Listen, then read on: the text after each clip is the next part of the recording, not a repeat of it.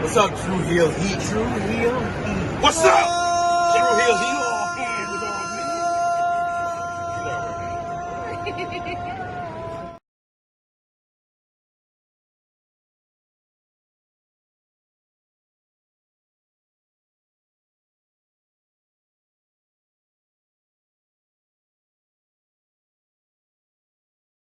Hello, everyone. It's the hardcore legend Mick Foley wishing a nice day to everyone there, right there at True Heel Heat. Yeah.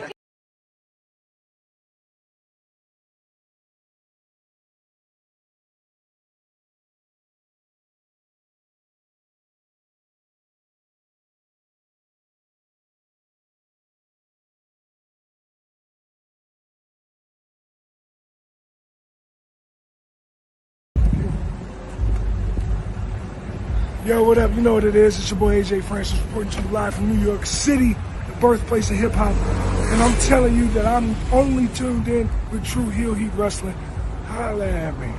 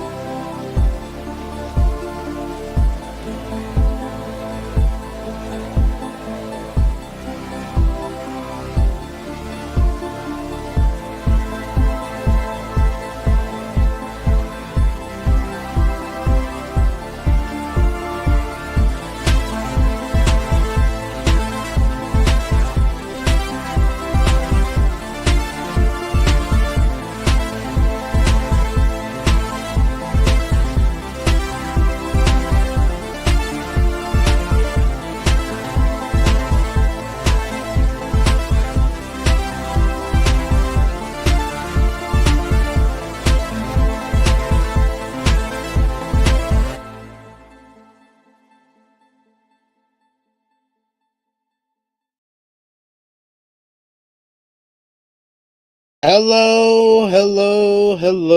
It is me, your True Hill Phenom SP3.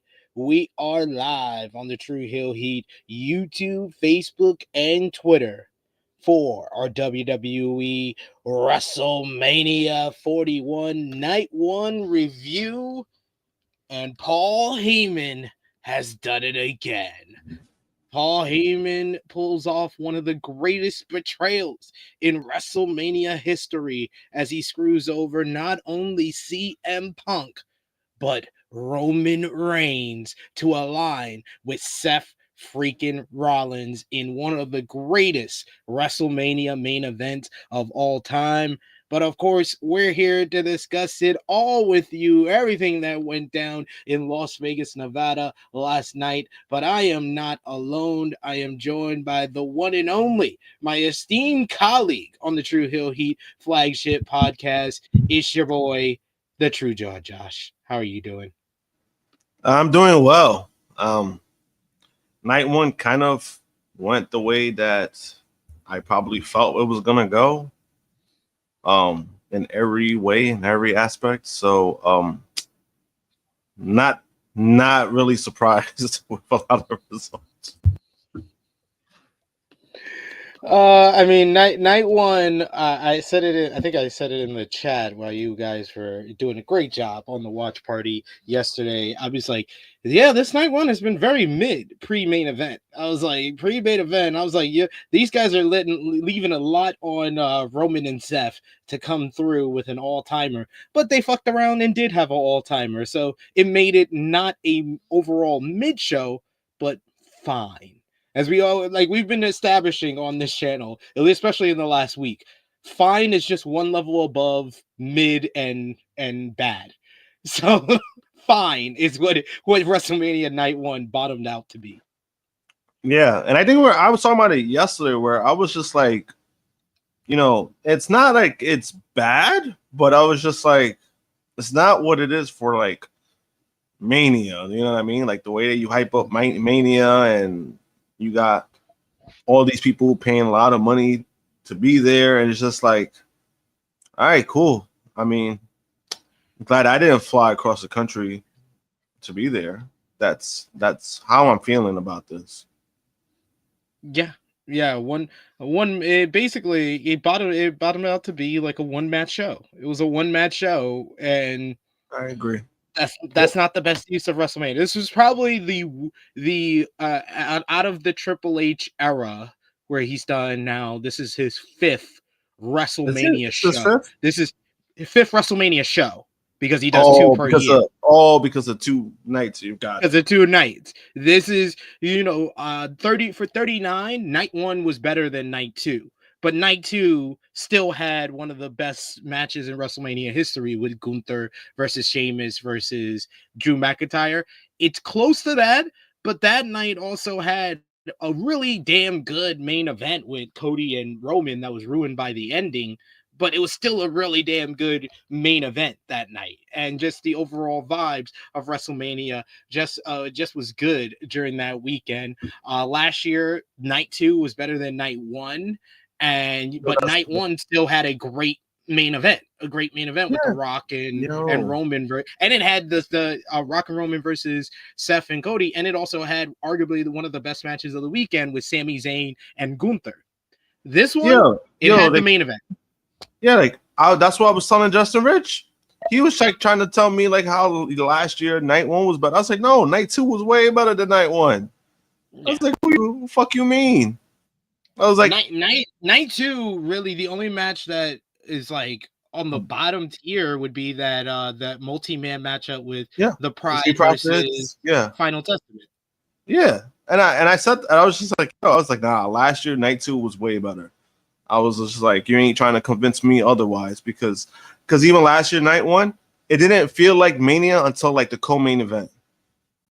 Yeah, until Sami and Gunther. Because exactly, and that's why I was just like, it didn't feel like Mania until like that match, and then obviously the main event, which the main event, it's not like a ring general kind of style of wrestling, but it worked for what it was. It was a lot of storytelling.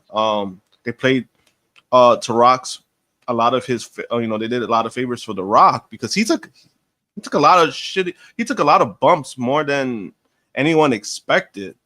And it had a good ending because it had a cliffhanger ending. So, last year, night 1, at least there was 2 things that you go walk home with. Yes, last night, Mania didn't feel like Mania until the main event. Yeah, it basically was like the crowd last night came to yeet, and they came for the 3 stars in the main event. It felt like they got tired out after the yeetings. Well, we appreciate y'all for joining us live. Appreciate y'all for watching us on demand. Remember to show your appreciation back. The simplest way possible is by dropping the thumbs up on this video. You can also share this video with all your wrestling fans, friends, and family on all your favorite social media platforms. If you are new to the True Heel Heat YouTube channel, hit that subscribe button, hit the bell to stay notified for all the great content here. And of course, you can sound off in the live chat. We love to interact with all of you guys. Like what you like. This is our opinions that we're going to share on this review here, but we want to hear from you. Just don't be a dick. Don't be a dick is all we ask. But we got a couple of comments to highlight here. And of course, if you're feeling generous, you want to give back to what we do here, you want to show your support to the True Heel Heat YouTube channel, which has been giving you plenty of content to enjoy this past week. We've had pretty much 2 streams a day on most of these days over the last week, whether it be watch-alongs, whether it be previews, reviews for all the big shows during WrestleMania week. We had an interview with Joey Janela this week. We have to watch along for last night's night one of WrestleMania, had the flagship podcast earlier in the day as well. You could show your support with a super chat donation. We've been setting these goals for the super chat donations, and we do get it a lot of times when we have a good goal for you to set. But if we do hit the goal on this stream here, I will be doing a review of NXT Stand and Deliver, which was yesterday following our flagship podcast. And spoiler alert, I thought that was way better than night one of WrestleMania. Everybody was saying that. Way better. I am definitely going to give higher than what I have in my head for my score for night one of WrestleMania for Stand and Deliver, if we hit our goal. But we do got Vala B in the chat with a super chat donation to start us off strong here. He says, I do this super chat again on In the Weeds where I made the joke, but I guess Heyman really did matter. Helped save this night from being mid. I tried to tell you, Vala. I was like, Paul Heyman is more valuable than your prop titles. This match didn't need any titles. This match didn't need any stakes. The stake was Paul Heyman. We all knew going in Paul Heyman was going to be the difference maker here, and he exactly was that. He might be a candidate for MVP of this entire show. Yeah, he might be MVP or a piece of shit, depending on how you feel about it. I mean, hey. I have my thoughts because I said it last night, but I'll say it again. Hey, you know me, Josh. You've been on the flagship podcast. I literally had to do my Seth Rollins deserves better promo that I did. What was this, like last year? I think I did it sometimes last year about all the people that have skipped over Seth Rollins, like Cody, like CM Punk. He fucking trained Roman Reigns, and now Roman Reigns the number one guy. Then he gets skipped over by Cody and Punk. Even when Roman had leukemia and no one else was around, he gets skipped over by his wife. I cut that same promo on the WrestleMania preview, but then I said at the end, I was like, yeah, Roman will probably win. But I was so happy to be wrong. I like when I'm wrong. This is why we do these It was a good wrong, because we can admit when we were wrong. It was a good wrong, and I was glad because honestly, you know, especially last night, well, all the glazing they were doing of CM Punk and treating him like a child, more so because like, oh my god, he's finally getting his main event, which is like I fucking get it. Like, yeah, he's getting there, but he's getting a night one. But anyway, it's just the fact that they were kind of like overdoing it. So I was glad that he lost in that aspect because I think if he would have won, it would have been like, oh, like not only you glaze this band, you had the band come out, you have a win too. It's like, come on, like what are we doing? Yeah, it was good the way he lost. Too telegraphed. So I like the way how the ending went because like I mean again I didn't see the second part. It's like, damn, you turn on two guys, like. I mean, I got said Heyman piece of shit, but in this aspect, I kind of defended him on.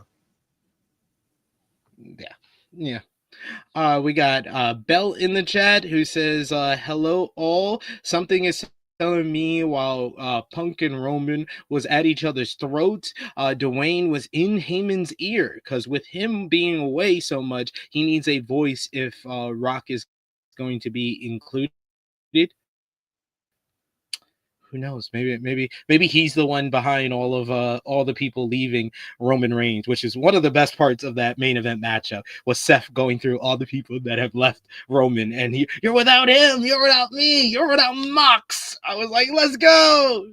I was like, this is like the 50th AEW reference from WWE people this week. Let's go. Like, well, it's no different, right? It's no different. Let's do it on the main. Let's do it on the biggest show of the year, right? It makes no difference.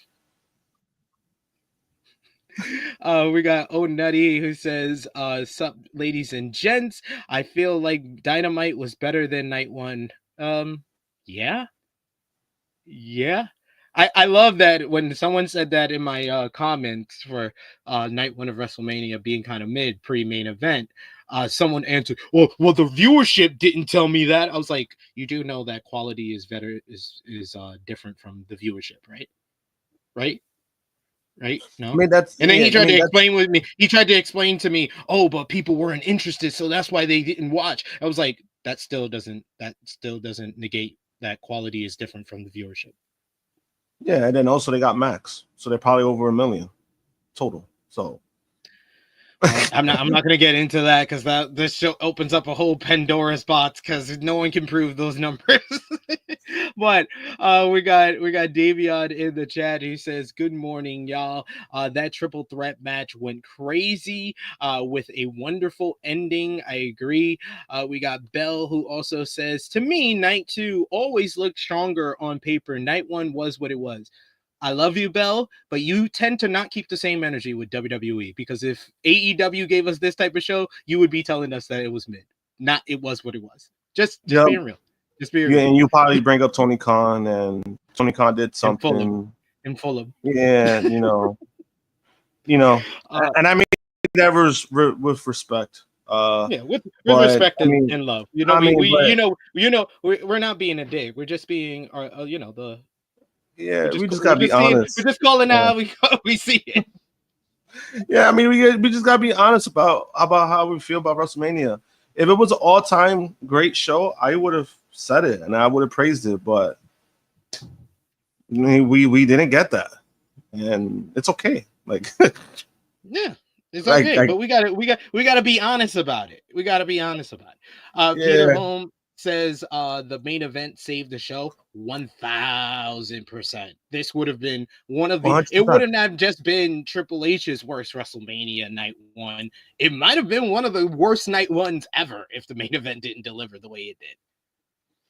To be honest, yeah, because I mean, even compared, because again, the night ones, ever since it started, since what 36 when they started in a pandemic, night 1 was always stronger. Yeah. 36 was strong, 37 was strong, 38 was strong, 39 was strong. And then last year, they turned it around last year. Night 2 was stronger than night 1. And then this year, so far, night 1 was mid. So we'll see how night 2 goes about it. Now, night 2, I think, does have the potential to be better.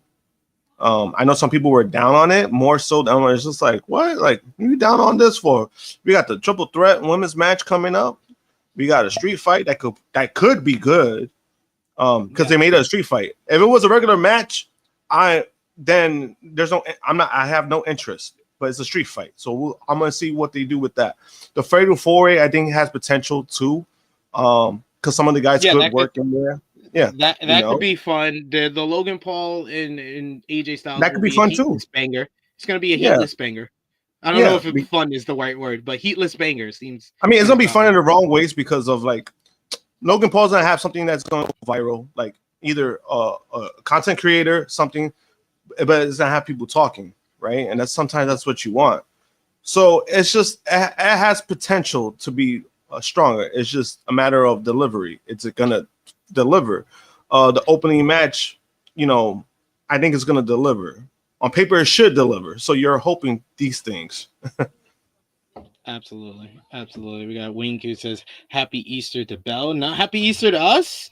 Damn, that's wild. It's wild out here in Easter. No, he said Happy Easter earlier. My bad, Wink. We got Vala who says Happy Easter. We also says and Happy 420. Yes, Happy 420 to those who celebrate, and Happy Easter to everyone. We also got Vala who says last year was an all timer. This one is a fall timer. That was actually pretty good. We got Chingo in the chat. Thanks for joining us. Who says, "Are we being harsh on Tiffany and Flair? I thought that was pretty good." I mean, like what you like.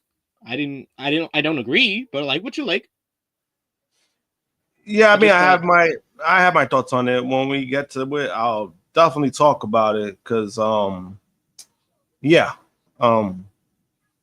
Tiffany face. I don't know what was that about. Like, she got fucked up. That's the best way to say it. Only thing I will say, I don't think it was even the second best match on the show. Oh yeah, it wasn't. We got We got I Make Beats in the chat. Thanks for joining us today. He says that Stand and Deliver main event has been the best match of the weekend so far. I gotta disagree. I will give the edge to Roman, Seth, and Punk. Because the thing with WWE is that you can't just have a great matchup with great moves and stuff like that. You have to be able to, gain people's emotion with some great storytelling combined on top of that and a moment. And that's the difference between the two triple threats that we saw yesterday. Oba, Trick, and Javon, definitely my second best match of the weekend so far. But the last night's triple threat is the best match in my opinion right now. What do you think, Josh? I think I would have to agree with that. More so because like even last night, like there's the nitpick that I've always been having with when it comes to CM Punk matches. Besides that, I mean, not only was a great working match, a lot of close calls, a lot of suspense. There was times where you didn't know where it was going to go, and then once Paul Heyman got involved, I mean, I think that even elevated the match itself. Like I thought it was already a great match, but Paul Heyman's involvement, I think, elevated not only the moment but the match itself. I think the credit to this one is similar to how we talked about Cody and Roman from 40, is that it easily could have been a case of the fans just sit on their hands and wait for the moments to happen when the run-ins happen with Cody and Roman, because we all knew going in there was going to be a bunch of run-ins.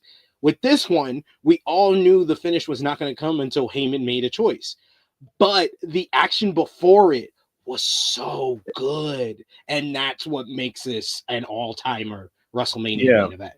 Shit, there was even times where you didn't even think Paul Heyman would get involved. Like that's how close they made it. So I think that alone, helped the match. Like it didn't feel like people were waiting on something. At least for me, like I knew Heyman would get involved, but I wanted to see what they would do, and they did so much that to the point when Heyman started doing something, it was like, oh shit, he's starting to do something, instead of like just sitting there waiting for it. So I thought they did a great job when it came to that. Yeah. We got another super chat donation here from Volop. Thank you so much. Once again, Volop, always one of our big supporters here on the channel. He says, assuming I'm not busy, I got a lot of thoughts for next week's call-in show. Thanks to this show. Volop, you better not be busy because we moved it. We were supposed to do it yesterday, but we had to call up. We had to call up the homie Dutch Mantel. We had to call up Steven Jensen to talk about some GCW collective. And now next week we ain't getting no guests. We got Chrissy Love. We got Chrissy Love returning to the flagship. So we better have you for the call-in episode. Yes, we're doing a call-in episode next Saturday, 11:05 a.m. Eastern Time. The True Hill Heat flagship podcast. We will put our StreamYard link in the chat for all of you to join us for the show. So it should be a lot of fun coming up next Saturday. And we will be giving our final thoughts on WrestleMania 41 on that show. Belle says... See, we know you well, Belle. She says, Josh and SP3, y'all both know my thing with Tony Khan is football related. But that's what I'm saying. You can't let that cloud your judgment, and you got to keep the same energy. When stuff is mid, because you were very hard on the ending to AEW Dynasty, and I don't think it was what it was, is harsh enough about what the WWE gave us with a WrestleMania that felt very un-WrestleMania-like until the main event. Especially you got people going in there spending money on $500 Jesus seats. Like you come up with that. I'm just saying.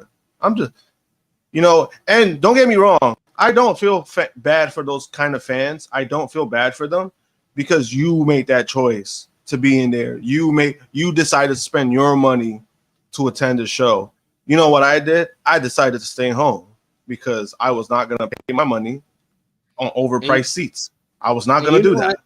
I tried to warn people too. I was like, when I went to the London SmackDown, I met up with a whole bunch of UK media, and a lot of them, I think pretty much all of them that was at the table with me and Alice McCarthy and Alistair McGeorge were at the table at Nando's. They were talking about going to WrestleMania and talking about New Orleans, and I was like, yeah, New Orleans is what y'all should be waiting for. New Orleans is going to be much better because it's less expensive and it's always a party. It's always a party without needing to pay $400 for WWE After Dark. Yeah, and I mean the only difference is that when people go down there, just make sure you know that you're probably gonna spend a lot of money for your ticket on the show itself, but the experience, it's a whole different animal. Shit, you might be even go down there tonight, even attend Mania. You're just going down there and just have fun. Yeah, that's how it is. That's how it is when WrestleMania is in New Orleans or New York. I remember I don't know if you remember or you were connected with us at that time, but we had a homie from New Zealand who came all the way from New Zealand to go to WrestleMania 35. And he hung out with us at the Bullet Club block party, and he got so wasted drinking with the Bullet Club and had such a great experience. He decided to not go to WrestleMania, and he went to Legends Bar with us instead. He spent all that money and didn't even go to WrestleMania, which I shout outs to him if he's still watching. That was the homie right there. We got LeVay Carter with a super chat donation. Thank you so much, LeVay. He just simply says, "Good day, all." Thank you, LeVay. Look, Appreciate 420. you. Look, he put 420. Oh, that's awesome. That's awesome. Yes, yes. I hope you're having a good day. I hope you're lighting one while you watch us here. We got Texas Liberty in the chat who asks who answers the open challenge. And he says, what if more than one comes out? I can see something like someone who Orton beats like in 3 seconds comes out. He just hits him with the RKO 1, 2, 3, something like that. And then the real person comes out. I can see a situation like that. If it's a return, I'm going to go with Rusev. But since you did all the setup, I'm going to go with Nick Aldis for tonight. What about you? I'm a lean with Nick. I don't know. It's a situation where I feel like Orton should win because they weren't going to go away from that. I think it should be either Aldis. I know Romeo was pushing for Sami Zayn. Like he brought Sami Zayn up because he's like, hey, Sami's not working. He could do something, and that could be a fun matchup. I don't know. I'm still gonna lean with Aldis. I think Aldis could be a decent choice. Rusev coming back. I know they already kind of shut down that idea of like, oh, he's not going to wrestle. He's not going to be Orton's mystery opponent. But then motherfuckers could still be lying about that too. So, yeah. We got Zafet who says the rest of the card of night one was mid, but we got Texas Liberty who disagrees. He says LA Knight Fatu was badass. He says El Grande Americano was awesome. He says I disagree. I was like, no, I mean, that's fine. I disagree. I think the LA Knight and Fatu's final 3 minutes was badass. But the first 10 minutes, or not even 10 minutes, first like 8 to 9 minutes was TV. It was like a TV match. It was a TV match. And yeah, with the other match with Phoenix and this guy, I thought the match was fine, but I felt like they kind of focused more on like the tactics, like the metal shit. I thought they kind of put too much emphasis on that, and then it kind of just made Phoenix look goofy at the end of it, and I was just like, oh, finally got a WrestleMania match, and you got him losing. Cool. Yeah, I agree with Volop here. He says, "Hey, the moonsault BFT counter was class." That's the final. That's the final 3 to 4 minutes. Final 3 to 4 minutes was really good. It was really good. Yeah. I was responding to this. Like, even if it was short notice, that has nothing to do with the short notice. It was just they put focus on that because that was going to happen with the Rey Mysterio match. They were going to put focus on that. That was more my complaint, not so much of like short notice, because I thought both guys did work great together. That wasn't my issue. It's not a bad match. It's just that could it have been a TV match? Yeah. It was basically a TV match, but which was a lot of this card. But let's get into it without further ado. A lot of this card was like, I was like, am I watching WrestleMania? Man, my post, my tweet. I don't know if you saw it, but or I think I tweeted it out either before Charlotte and Tiffany or before whatever the match was before Charlotte and Tiffany. We'll get into it shortly here. I put out, this show is kind of mid or just me. And a lot of people agree with you. I had like 200 likes, and most of I had like 21 comments in like 2 minutes, and most of the comments were people agreeing with me. There was only one guy who was like, definitely just you, and that's why I screenshotted it, because I was like, how do you comment that when it's all around you that it's not just me. It's not just me. He got salty. He got salty. He's like, I just like the show, weirdo. I was like, why? I really wanted to say, why couldn't you just comment, I like the show? Yeah. It only takes like one more word than what you did, instead of trying to play me and say, oh, definitely just you. No, it's not just me. Obviously, had like 200 likes in like 10 minutes. I was like, nah, it's definitely not me, bro.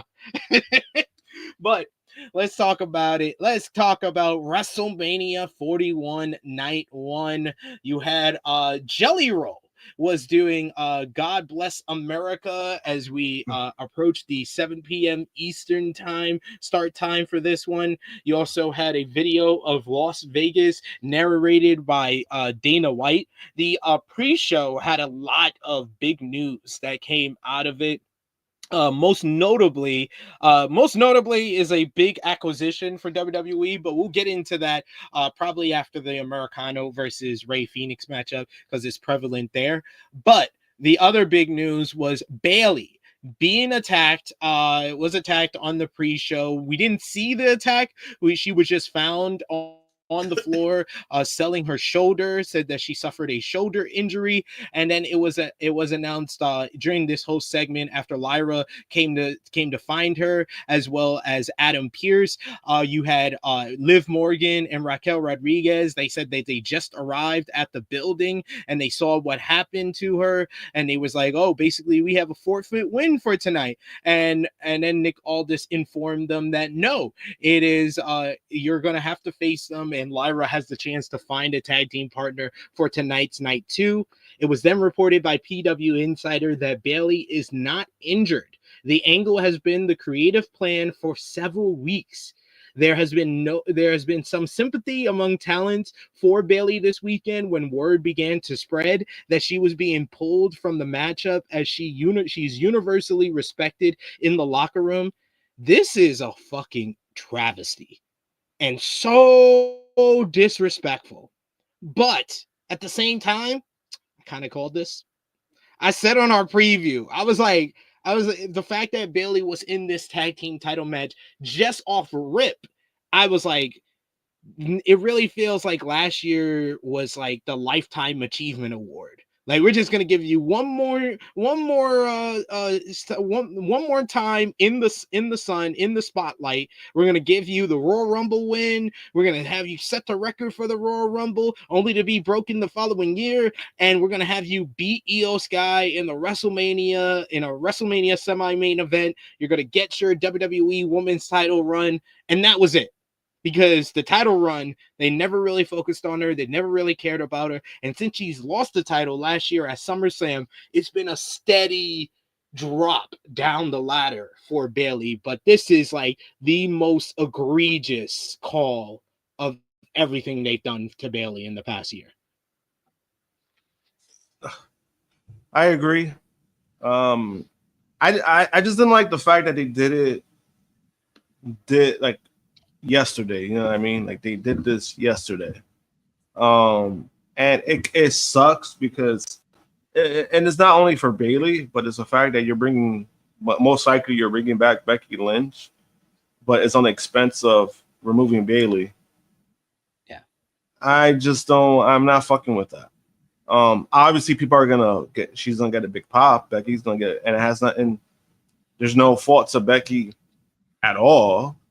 It's just, I wish they would have done that better. I don't know. It's one of those things where it's like, you'd be happy to see Becky, but You have to do that to Bayley? You still could have had the match and then have Becky show up on Raw after Mania. You're doing this to Becky again. Where remember SummerSlam, she came back and then beat Bianca in like 3 seconds. You know, I just don't know, especially with how the internet was feeling about Becky.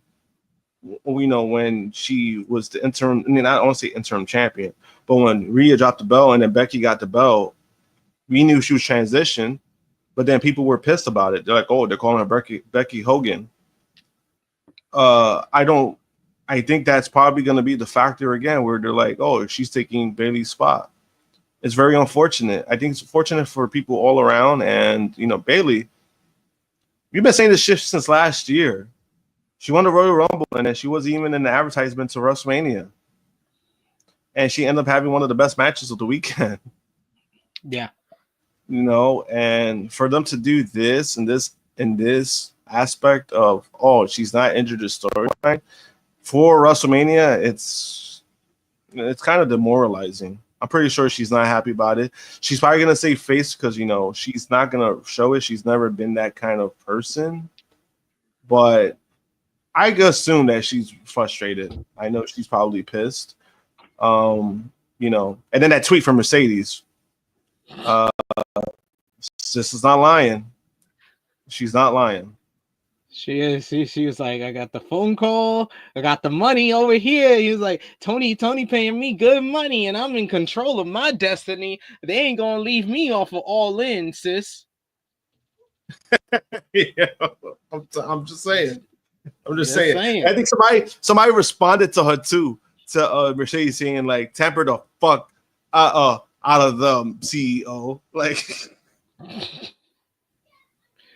Oh, tamper, contract tampering. We got watching stuff who believes that I think Becky's turning heel and do a power couple heel gimmick with Seth. Yeah, because it worked out so well when they paired up Becky and Seth the first time. Yeah, you don't want to do that shit again. Keep them separate. Even if it's like, oh, well, it's gonna be no, we don't need to see that. And they're not great on screen. They're not great on screen. I largely disagree with this. He says Becky is just as egotistical as Charlotte, but Charlotte gets more hate. I don't know why. That's complete cap. That's cap. That's cap as hell. That's cap as hell. Becky uses her position to give people underneath an opportunity. She was the one, and that's why so many women have come out. The reason why Becky Lynch won't get any type of heat or any type of hate for what you think is egotistical stuff is because you have so many women in the backstage area that talks about her being the locker room leader, getting opportunities for other women that are beneath her and doesn't have the star power that she does. The reason why Charlotte Flair gets the hate is because you don't have people who say that for her. Becky also wasn't champion for like 2 years. People forget about that part too. She wasn't champion for like two. We're talking about she had a good period of time where she wasn't champion. Charlotte is constantly in the championship picture, which I don't know if that's backstage. I don't know if that's politicking, but to try to say Becky is egotistical, that's crazy. Because even I disagree with that. If that was the case, Becky would have been back. Remember, she's been signed back for months. I'm just saying. Yeah. We got Davion who agrees. He says that's a wild statement. Becky Lynch has literally fought for the women's locker room on so many occasions. She is getting people who think that she's egotistical. I'm not gonna act like what watching stuff says is like just him. I'm not gonna say that watching stuff. You could feel, like we said before at the top of the show, feel how you want to feel. You're not alone. Definitely, you're not alone. I've been hearing that on social media for quite some time. And yes, and I do agree with what you say. Every top wrestler has a massive ego, apart from Becky Lynch, apart from Danny O'Brien. But yeah, you have to have a ego if you're going to be a star. But Becky uses her position to get other people opportunities, which makes her like nowhere near where Charlotte Flair is. Yeah, like with her, it makes her more like Danielson, because Danielson was in a similar boat where he was the one putting over talent. He was the one putting over a lot of other people. Becky was also in that boat for a while. Again, that's part of people. A lot of people are ignoring. They're so focused on calling her Becky Hogan. Oh, well, because she had the title match at WrestleMania. Oh, wait, she won the title when Rhea had to vacate it. She was a fucking placeholder. And Liv ended up winning it. She was a transitional champion, so Liv didn't win it from nobody. She won it from the only woman's star who's ever been the #1 person in this company. Yeah, and then remember, Becky was supposed to leave before then. Like, she was already supposed to be out. Yeah. But they needed her because she literally came back to drop the title to Liv. Yeah, I don't know. It's just, again, and that's why, like, that comment, that's where I'm kind of like, that's why I feel bad, because it's like you're taking out Bayley, but then if you're gonna plug in Becky, it doesn't make Becky look good, at least on the outside. Like, it doesn't make her look good on the outside, because fans do get crazy when it comes to all that stuff. Yeah, we got. I love Big Man Dog switched up his photo. He switched up his photo to Roman from last night instead of the Roman picture he's had for years. Big Man Dog says, "Oh God, I just remembered when people said Becky Hogan." Laughed my ass off. Yeah, and don't think I forgot, Big Man, that you was lying about Mox. I ain't forget. Calling your ass out right now for that shit. We got a super chat donation here from Vala, who says, "Man, y'all wanted Raw after Mania. How about Raw in WrestleMania?" That's true. That's actually a good one. All right, let's get into the actual show. No, we can't get into the actual show because we have. I've always said Vince McMahon had a humongous ego. But I think it is worse. I think it would have been worse if Vince McMahon would always tell us, "No, I'm so humble. No, I don't want the attention and I don't want the spotlight." And then always put himself in the spotlight like the guy we got in charge of creative now. Oh my God. This is just like last year where it was the fucking biggest circle jerk for Triple H ever. And they just doubled down on it. After his 67-minute Hall of Fame speech, we have to kick off WrestleMania with a voiceover from Triple H. Then Triple H is in the center of the ring to start the show. I literally messaged y'all in the True Hill Heat chat. I was like, this self-indulgent fucking prick. Like, yo, I am sick of... Why do you need your whole entrance when you're about to come out for the Hall of Fame and have an entrance again? Fuck this dude. It's disgusting. It's disgusting. You want to talk about someone who doesn't get hate? Someone who doesn't get hate for their massive ego? Exhibit A right here. That's a better one.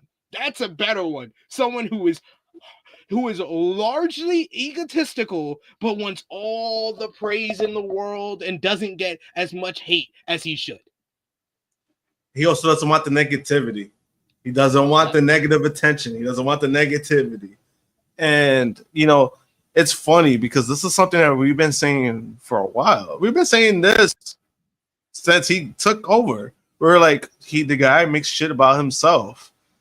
Like, he makes it about himself. It gets exhausting because it's like, bro, like, you're not a wrestler anymore. You're you're creative. How about you start acting like creative? I don't constantly need to fucking see you.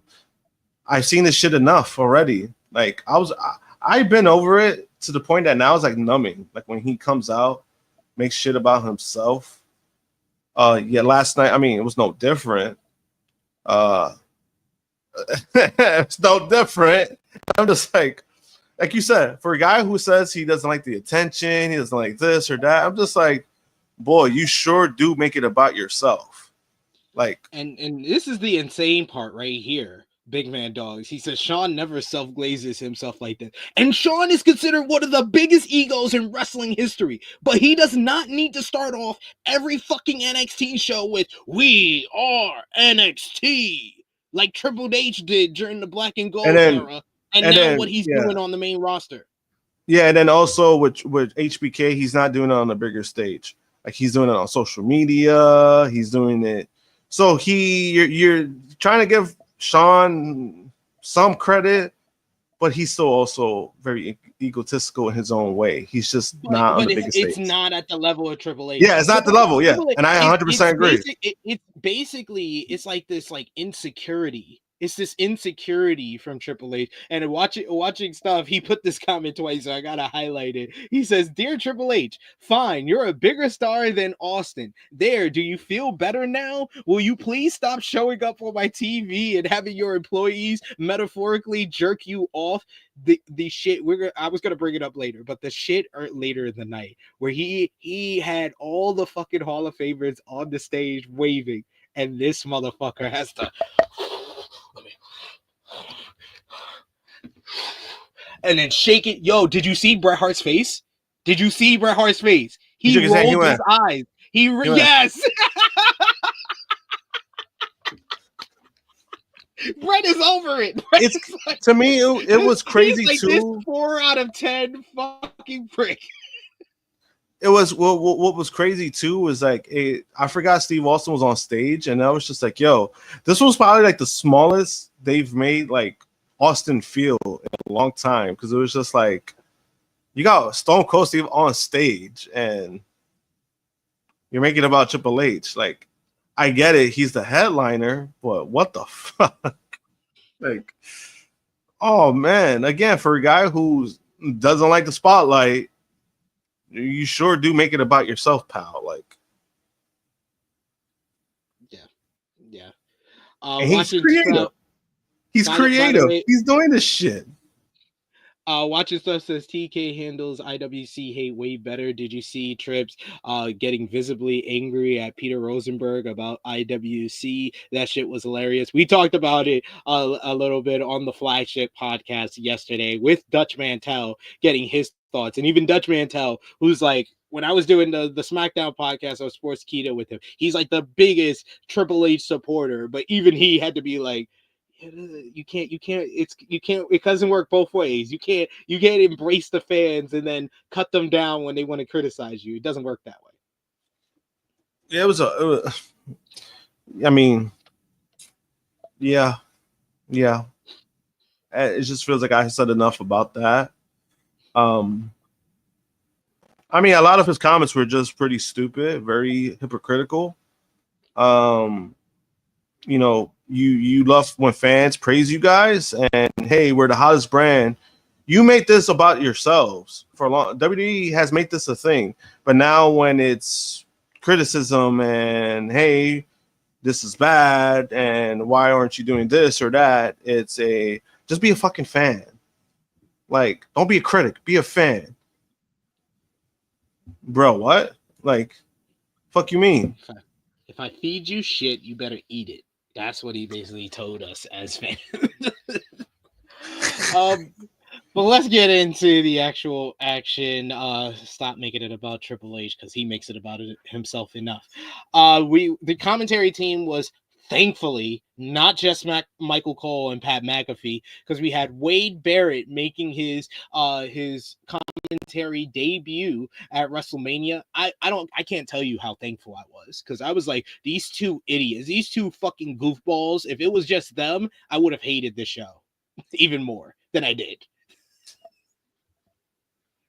Because we start off the show with these fucking goofballs joining up with the fans and eating like crazy, as we had our World Heavyweight Championship matchup to kick things off at WrestleMania 41. We had a big entrance for Jey Uso. There was people waving yeet banners. You had a DJ from the Fate of Fury video game. You had Turkey. No, that was someone else. There was just a whole big pomp and circumstance for Jey Uso here. The Las Vegas Raiders girl cheerleaders were in the crowd, posing in the stairways, dancing to his theme song. He had his whole dance troupe on the stage doing the dances with the yeet shirts, as Jey Uso received a big reaction from this crowd here. It was a great entrance for the pomp and circumstance circumstance, very big. They did have 2 separate cutaways during the entrance. That's how long it went, where they advertised Slim Jim, and then they also cut to Turkey Al-Ashiki, who is the prince from Saudi Arabia, sitting in the crowd. There are like 9 different sponsors on the ring map. I love the gear for Jey Uso, the main event on the back. The crowd are yeeting like crazy, but he seemed somewhat subdued in his entrance. I guess he was trying to bring it back to being a little bit more serious based on the build to the matchup. Gunther came out with no pomp and circumstance, just straight up came out, which I do like the juxtaposition there. I think that the start of this matchup, I don't know if it like took me out of it a bit, but after everything that happened, I literally had to message y'all again, and I was like, yeah, Gunther murdered your brother, so let's start this match with a lockup. Early on, it was the story of the matchup was that that Jey was actually in Gunther's head now after getting that newfound motivation after he bloodied Jimmy Uso. Gunther regained control though until Jey hit a big power slam that got a big they played it up for a big pop too. Gunther just got up and chopped him right out of the ring when he went to the second rope. Gunther was back in control until Jey suddenly hit a spear for a near fall. Gunther cuts off Jey and hits a superplex off the middle rope. He follows up with a shotgun drop kick and then a power bomb for a near fall. Jey countered another power bomb into a Hurricane Rana and then followed up with the spear and then the Uso splash, but Gunther was able to kick out. Gunther goes to the floor and he grabs the World Heavyweight Championship. He acted like he would leave until the referee started admonishing him. Jey went for a tope suicida, but the referee had to dive out the way, which allowed Gunther to nail Jey with the belt. He followed up with a big Gunther splash, but only got a 2. He then applied his sleeper as the crowd were yeeting, and you could see Jey getting the energy from the crowd as they yeeted him back to his feet. Jey was able to get the rope break, but Gunther pulled him to the middle of the ring. Jey got a rope break moments later, though, to a big ovation from the fans. Gunther attacked Jey with strikes, but Jey was smiling and almost inviting him to keep going, to keep chopping him. So Gunther chopped him down. Gunther chopped him repeatedly, but Jey fought back with some strikes. They traded blows until Jey dropped Gunther with one of Gunther's moves, the lariat. He then countered a sleeper attempt by Gunther as Gunther became desperate, and he followed that with another one of Gunther's moves, a German suplex. Gunther just came right back. He hits the shotgun dropkick, but Jey counters a power bomb, and he hits a power bomb of his own. He then hits Gunther with consecutive super kicks. He follows up with a spear. He goes to the top rope, and he hits one Uso splash. He goes to the second top rope. He hits another splash. The fans rose to their feet as Jey went up top, and he hits a third Uso splash in a row, this time on Gunther's back. The fans are on their feet. They're ready to see Jey pick up the victory as Gunther was trying to get to his feet. He used the ropes to try to get to his feet. Jey then comes from behind. He doesn't go for the cover. He comes from behind Gunther, and he locks on Gunther's sleeper.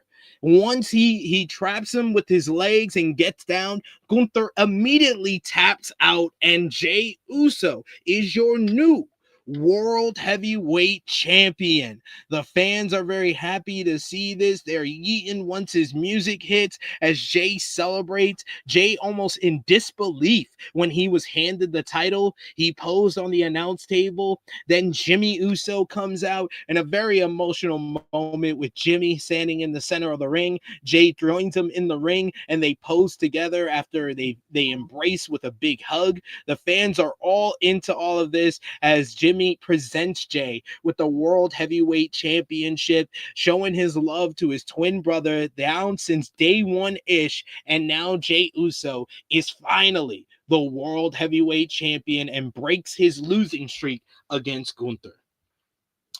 I thought overall this was a good matchup.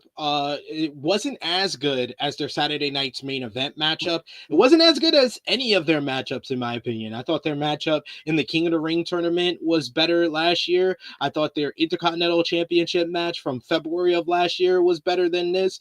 This was kind of a foregone conclusion with the buildup that we got and Jay winning the Royal Rumble. Ever since then, it kind of seemed with the reaction that he was getting that it was only right that he won the World Heavyweight Championship at this show. So there was this overwhelming feeling of inevitability in this matchup, and we all kind of saw what the result was going to be. It was a surprise the way Jay got the win with the sleeper, and I don't like Gunther tapping out as quickly as he did. I wish that he would have just passed out or something else instead of just tapping out immediately. That felt a bit underwhelming, but overall, like I said, a good matchup. So I give it 3.5 stars. What did you think? The match was fine. I do agree that I don't think it was their best matchup. I thought the Saturday night main event matchup was their best matchup between them. Just my opinion on that. Yeah, it started off slow.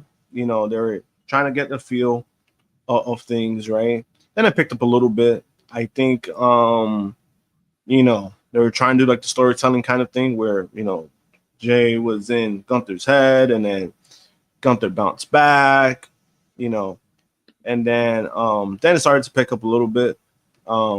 Jay, though, man, them spears, bro, ain't it for me. No. I don't know. It's not it for me. But besides that, I thought like the nice touch of the splashes he did. Like he did like what, 2 of them, right? It was 2 or 3. Did 3 in a row.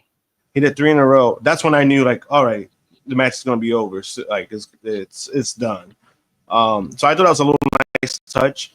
I didn't mind the chokehold. I would have preferred either it going longer, then Gunther having no choice than to tap out or passing out. I would have been fine with that scenario. I think him putting the chokehold and tapping out that soon was just kind of like, you just made Gunther look super weak, you know. That's where it was for me when it comes to that. But overall, I mean, for Jey Uso scale, I thought it was a pretty good match. Like I thought, you know, this was one of the matches where I was just like, man, like you're kind of hoping like Jay delivers. I guess on his scale he delivered. That's just me questioning it because I'm just like, he didn't botch. Like, right? That's all you really look for. And hey, you know. Yeah. I mean, he didn't botch. We do got someone who didn't hear our message at the beginning of the show, sadly, about like what you like, just don't be a dick. This is a dick comment from Sam, who says, Triple H is literally the reason we are watching. No, he's not. He says he's made WWE watchable. He deserves all the praise. If you hate him so much, just stop fucking watching then. No. I'm going to keep watching, and I'm going to criticize him when it's appropriate, when he's being a self-indulgent, egotistical prick. Yo, Sam, are you Paul's burner account? He's burner account. He's Paul's burner account. Yeah, because I mean, we all know Paul watches. We all know that. Man, because man, the cocksucking you just did in that comment, Jesus Christ. Like, fuck. Dion, I love our chat. I love our chat that I really didn't have to highlight the comment or talk about it because our chat was all with the shits. He was like, don't know. Dion's like, I don't know if you're trolling, but he deserves all the praise is a wild statement. No booker is perfect. Exactly. Chingo even hit him with one. Chingo was like, no one's hating. We just criticizing things that deserve to be criticized. Pretty simple. Be a fan, right? That's what Sam wants us to be. Be a fan. Well, guess what, Sam? Go fuck yourself. That's what I say to that. Yeah, watching stuff. Yeah, it's probably his burner account. It's probably his burner account. It's sad. It's sad. We'll have you sit in the corner. We'll have you sit in the corner for now, Sam. We'll just put you on. We'll put you on timeout. If you want to join us and you want to express why you like this show, then you could do it at a later date. We got Davion who says every booker deserves criticism. The hell out of here with that bullshit. Exactly. And he hasn't been having a good run. He hasn't been having a good run because they have some type of, because we have any type of criticism we don't deserve to watch. Wow, that's quite the statement. It's quite the statement. Quite the way to be. That don't watch. Jeremy, hey, yeah, you gotta tell those fucking weirdos on X then. Hey, you don't like AEW, don't watch. Why are you watching? Just hate tweet. Jeremy Orr says, thanks for answering more than just super sad. So many don't, and it sucks. Yeah, we got you here. Like we said, we always try to be interactive as possible. We do appreciate any super chat donation because it helps out everybody that you see on screen. But we also want all of y'all to feel like you're a part of the conversation as well. And even if you disagree and you liked night one, like we had earlier, we had a couple of people who did like night one, like Texas, and we feature those comments too. Just because you don't agree with us doesn't mean we're not going to feature any of your comments. You can feature it if you know how to articulate yourself in a comment to do that, which Sam didn't. So that's why he's on timeout now. But let's talk about all the celebrities, because WWE is accepted all around the world. Rick Rubio was in the crowd. Chris Angel, the magician, was in the crowd, as well as George Kittle. Kittle wore a Jey Uso shirt and he chugged his beer. Cool. I love the video package that they played before the next matchup, where they tried to fool. If you were not watching WWE, you would have thought that, oh, Triple H has booked this New Day heel turn so well. You know, they turned on Big E, and then the locker room turned against them, and now they're in a blood feud with the tag team champions, and it all culminates at WrestleMania here. If you actually been watching, you know that this has only been built after 2 weeks. 2 weeks of build. Yeah, and also it was just New Day saying like we want a tag team title shot. That's all it really was. They were like pawning on it. Like some of these video packages were really good. Some of them, there were like, at least two of them that were pretty funny. But we'll get into that when that comes up, because man. Man, talk about rejuvenated history. Sheesh. But we got here in the chat, we got Bell, who says, that's what I say when I tell someone I didn't go to WWE when they came and they say I should go to AEW. I say, go fuck yourself. I'm going on vacation this summer. Let me live my fucking life. So you don't have to. Yeah, people like WWE, people like AEW. Some like some stuff. Are you talking about us, Velev? He says y'all making actionable comments. Chill out. I mean, I don't know if he's talking about it. I just wanted to clarify that. Velev says, but if you got issues with this review video, feel free to watch something else. Who wants to watch something they disagree with? No, I watch stuff that I don't agree with. I eventually turn it off, but I do sometimes like to hear a different point of view. I do like to hear a point. Yeah. Okay. Like, I was just making sure. I was just making sure, Velev. Yeah. Like I do like hearing different things, like different takes or different. I just think is the way that you go about it, and to me, it's always been about like the scale that I always talk about, right? Where it's like if you don't get something that you want, then it's like, oh my god, this was really fucking horrible. Or if something you get, oh my god, this was so great, but then it was kind of like, bro, this shit wasn't that great. I think that's the scale that I usually go by if I want to watch like a review or something on somebody else's channel. You know, I always wanted to see different perspectives. There's people who like the entertainment aspect. There's people who like more the ring work stuff. Me personally, I like more ring work. But if the storytelling is strong enough, then I give credit for that. Like I don't knock down something like, oh well, they didn't do this in the match. They didn't do like a moonsault, or they didn't do this. So I'm gonna knock it down because of that. It's more of, hey, if you deliver a good match, people are into it. You give me a third, fourth, fifth gear in the match, I'm gonna praise it as big as a ring worked match. Yeah, and that's why, I gave the opener 3.5 stars. We got Safet, who says 3 2/4. We got 3 1/4.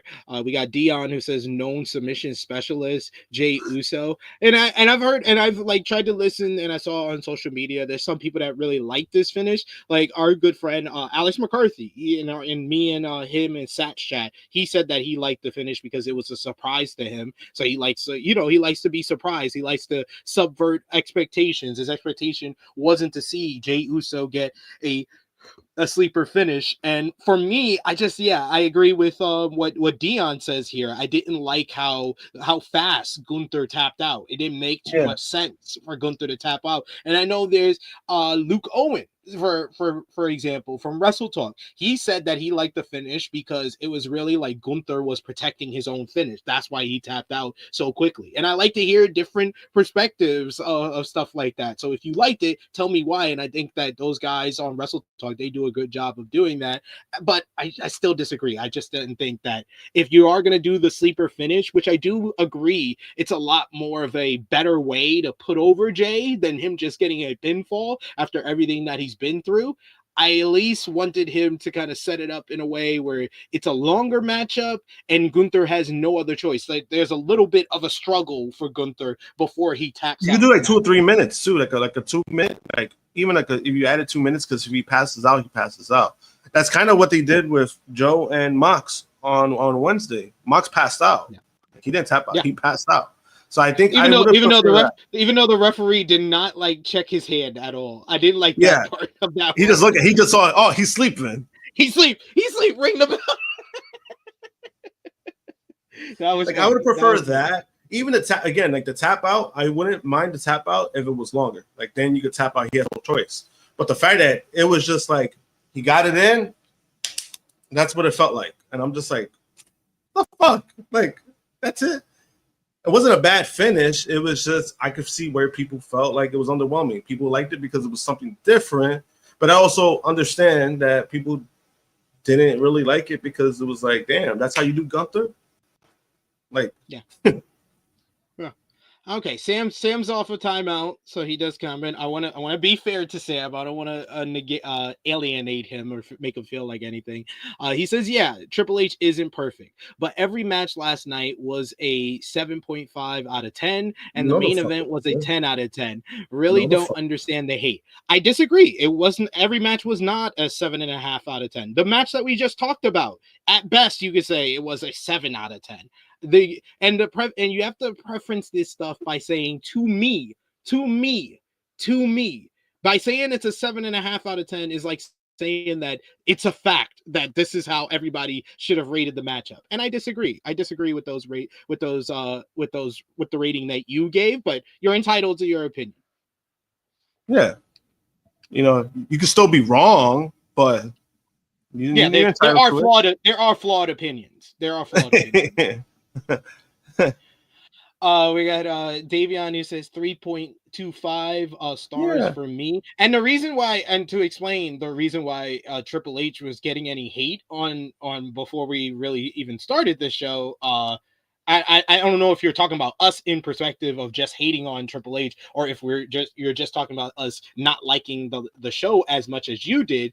If you're talking about hating on Triple H, we're hating on Triple H because he's very self-indulgent. If Tony Khan is out on AEW every pay-per-view, I would say the same thing about Tony Khan. And I did say the same thing about Tony Khan when he was on AEW television too much.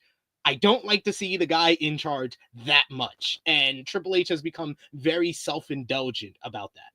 Yeah, and and before anyone says anything about that, TK shows up before cameras roll. Like, I don't mind if you're hyping up the crowd, like a pep rally kind of thing. You're hyping up the crowd. Tony Khan is off camera. And I could tell you for a fact, you know, like when it comes to Tony, like he stays off TV for the most part. He's only implemented himself like when it felt like the moment was needed. And that's been, you're talking about less than like 10 times you're talking about, right? Within the years that the company has been running. But that's also been his idea. He doesn't want to be a part of stuff like that. And he's made that clear. With Triple H, we know where where his career has gone, right? He was one of the top stars. I get it, right? But sometimes it gets to a point where it's just like, bro, can you just be a boss and be like in your lane than to try to make it about yourself? I mean, there's nothing wrong with that. I think we're giving fair criticism to that because I'm like, bro, one of the fucking commercials for Netflix, it was Triple H fucking pulling up to the fucking corporate office. Why aren't you presenting your stars? WrestleMania is Triple H.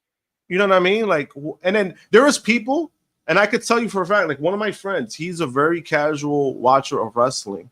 It got to a point he asked me, "Hey, is something going on with Triple H? Because I've been seeing him a lot."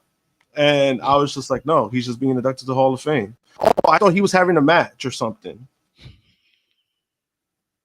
Like, yeah. We got I make B too with a good comment here. He said he should be Triple M because it's all about me. oh my god, that's actually a good one. That was a good one. We like jokes here too. But let's talk about the next matchup on the show, which was for the World Tag Team Championships. The New Day challenging the War Raiders. Earlier in the matchup, you had Eric with a body slam on Ivar off the apron onto the New Day. Kingston hit a senton over Eric's previously injured neck and back, which gave the New Day some control of the matchup. They tried doing the Hardy Boy spot, but Eric wound up slamming Kingston onto Woods. Ivar made the tag, and he went crazy in this one and really got the crowd a little bit into this matchup. He hits a double handspring elbow. Woods came back with an honor roll clothesline. New Day set up for a double team, but Eric made the save. Kingston gave him the trouble in paradise before Ivar hit Kingston with a spinning heel kick. He then followed up with the Doomstall, which, man, this looked scary. It looked like he was about to slip off the ropes and wasn't going to make it on the moonsault, and then landed all his weight on Kingston's legs. But Woods breaks up the cover with the limit breaker flying elbow, which got a pop from the fans. Eric hit Woods with the knee strikes, but Kingston saved him from their finisher when they went for War Machine. This led to Woods distracting the referee as Kingston tripped Ivar off the ropes. New Day got rid of Eric and then hit the up, down, or now it's called Daylight for the 1-2-3. Woods pinning Ivar while Kingston held his foot down to give the New Day their 13th World Tag Team title win. Other than the spots like the Doomsault, the handspring elbow, and the limit breaker pin breakup, this crowd was ridiculously quiet because this matchup did not have a lot of build, did not have a lot of heat into it, and it was rather short all at the same time. I give it 2.5 stars. What did you think? The match, the match was short. I thought like for what they did was fine. Like it wasn't like a really bad thing. I just felt like this was a TV match that we kind of alluded to, where it was like you could have put this on Raw, and I think it would have been fine. And I think even yesterday Chase was on the stream, and Chase said a lot of people were going to concessions during this match. That's kind of crazy. Second match. People were already walking, and apparently they put out the Travis Scott merch during the second match. That didn't help. Everybody go around and get their Travis Scott merch for tonight. Like, what y'all doing? Yeah, like, yo, it was crazy. And yeah, I mean the matchup was fine. Like it was what it was. Like it definitely wasn't terrible, but I thought that it needed more time.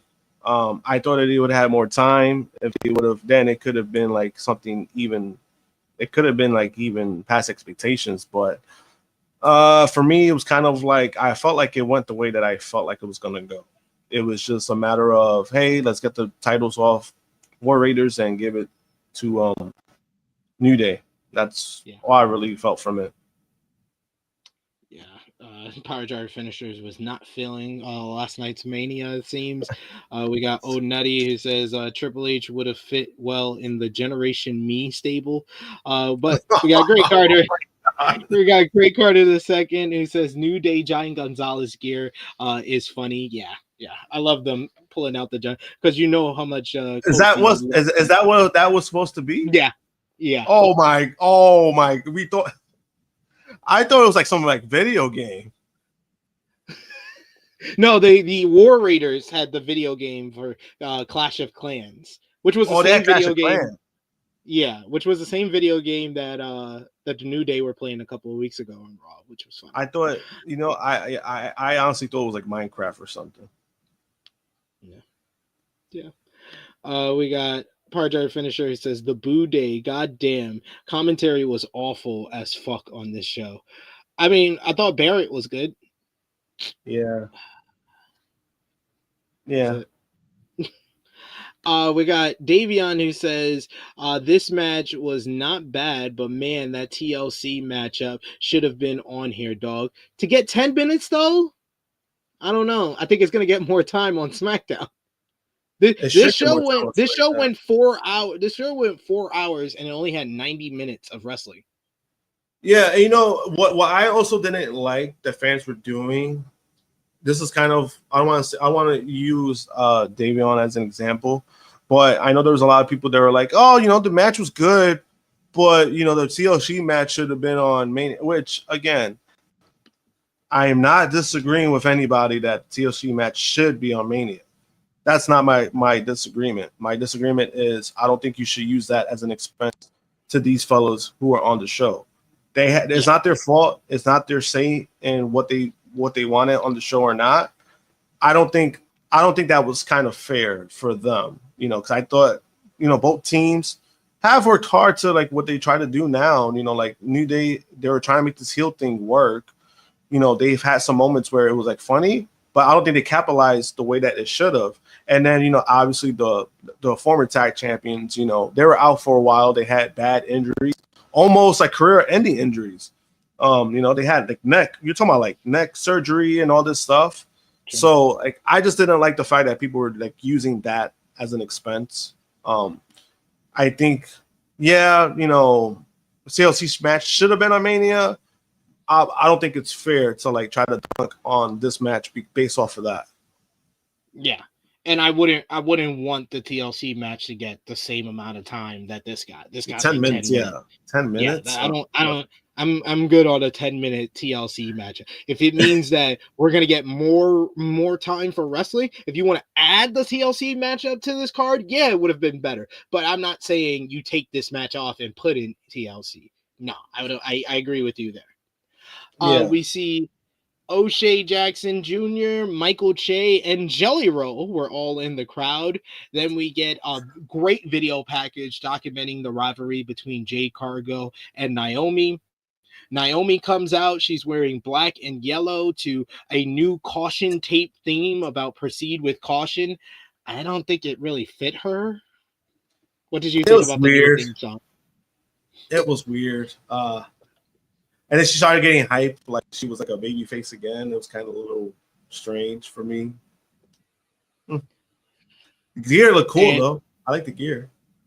But I will say Naomi's entrance was... I'm going to do the math. 12 times better than Jade Cargill's. What the fuck was this? This weather report bullshit? Oh, there's a special weather report by Jim Qatar. Let us know. A storm. Oh my God, the rumbling. We see the rain. The storm is coming. And I was like, I was like, guys, this is a serious blood feud. Yeah, like that was cringe.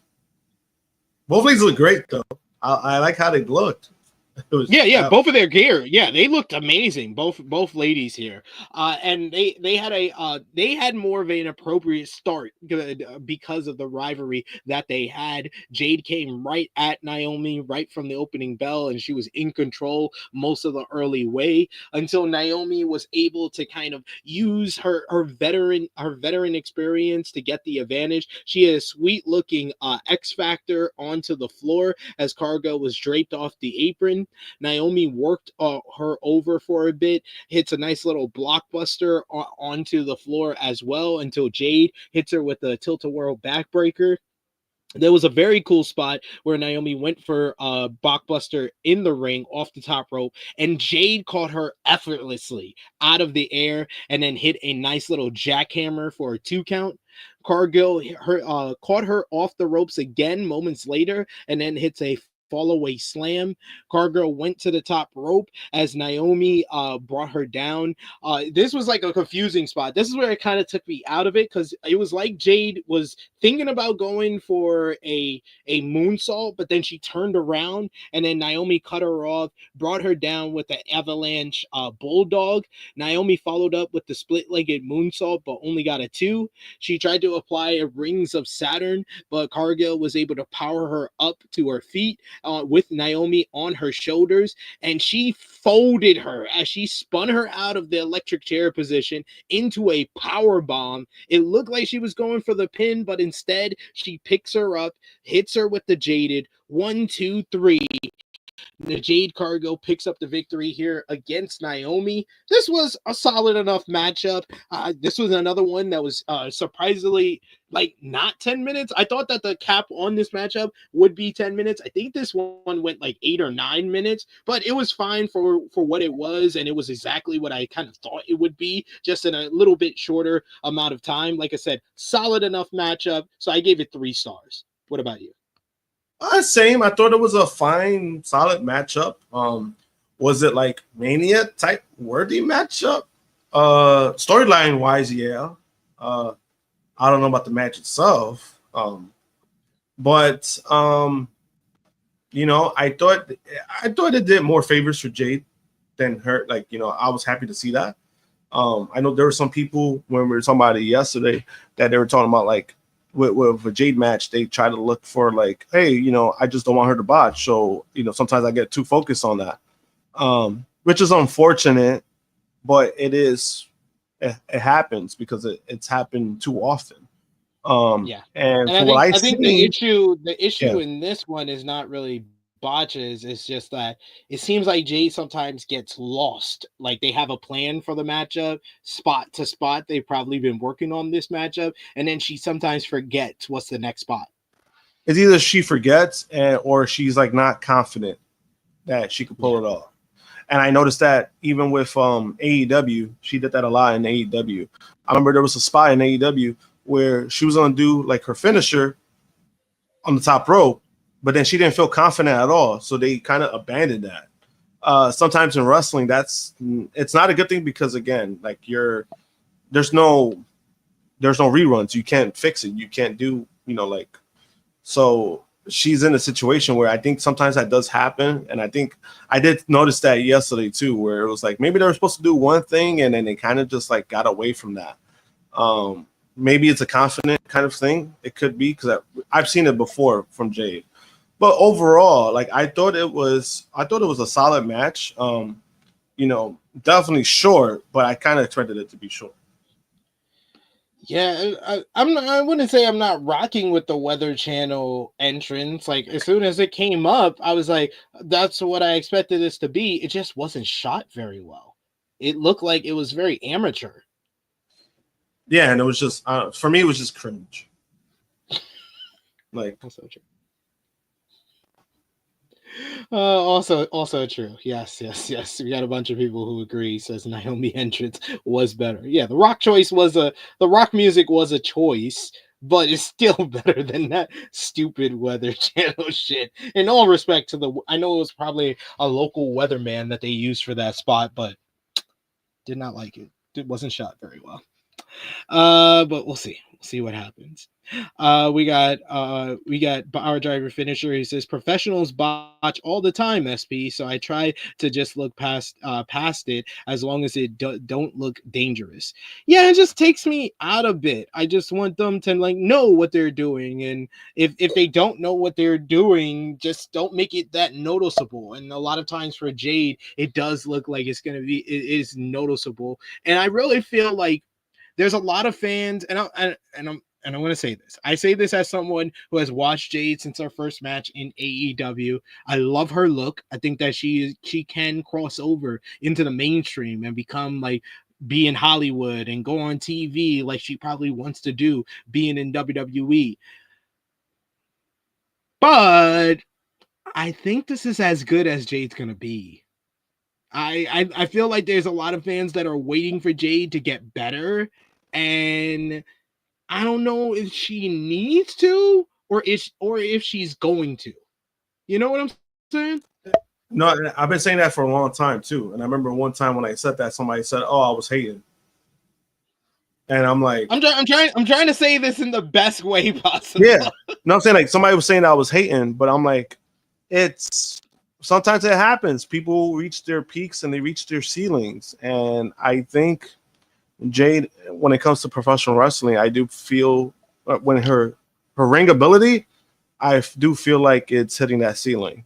Because for me, and I was saying that yesterday on the watch along, where I was just like, it gets to a point where we had to stop using she's still learning, she's still doing this. It's just like, bro, she's been in the game long enough that she should be getting the basics down. And I just can't keep using that excuse. Part of it is on WWE, it's on them. I do put some blame on them because, they made it to make this big signing. And they're like, we want to train her the right way. And we've been just beginning the same stuff, But I do agree with that because I've been saying it for a while. I'm like, I don't think she's going to get better. And it's not a knock. We're not being disrespectful when it comes to that. It's just sometimes it happens. Old Nutty says once she appears on a Marvel movie, it's over for this wrestling thing. Yeah, this is just a stepping stone for her. With all due respect, I think she enjoys wrestling, and she's working hard whenever she's out there, and whenever she's off camera, she's still working hard to keep her body in shape to get better in the ring. But sometimes you just are as good as you're gonna be, Yeah. But let's talk about the next matchup. Before that, we have Lily Singh here. Yeah, I don't know either. But I do know Little Yachty is here. Little Yachty is wearing Jade Cargo gear as well. So that was a nice little touch. They gave us a quick little video package for the next matchup between LA Knight, defending the United States Championship against Jacob Fatu. Solo Sikoa comes out with Jacob Fatu, who's wearing a werewolf mask. Very nice touch was the guy that made the Fiend mask and has made some stuff for Alexa Bliss as well, made him the Samoan werewolf mask. He gives Solo Sikoa the handshake, and Solo Sikoa goes to the back after he hands him the mask. I love how a lot of people, and it's not just I think it was Sober Guy JJ in our chat, but a lot of people on social media was like, oh, this means that Solo's going to get involved. I was like, once he went to the back, I was like, we're not going to see him. They're going to make this a straight up matchup because the right thing to do is to put the title on Jacob Fatu. But that was just me. LA Knight comes out in a white Maserati. He gets a huge pop from this Las Vegas crowd.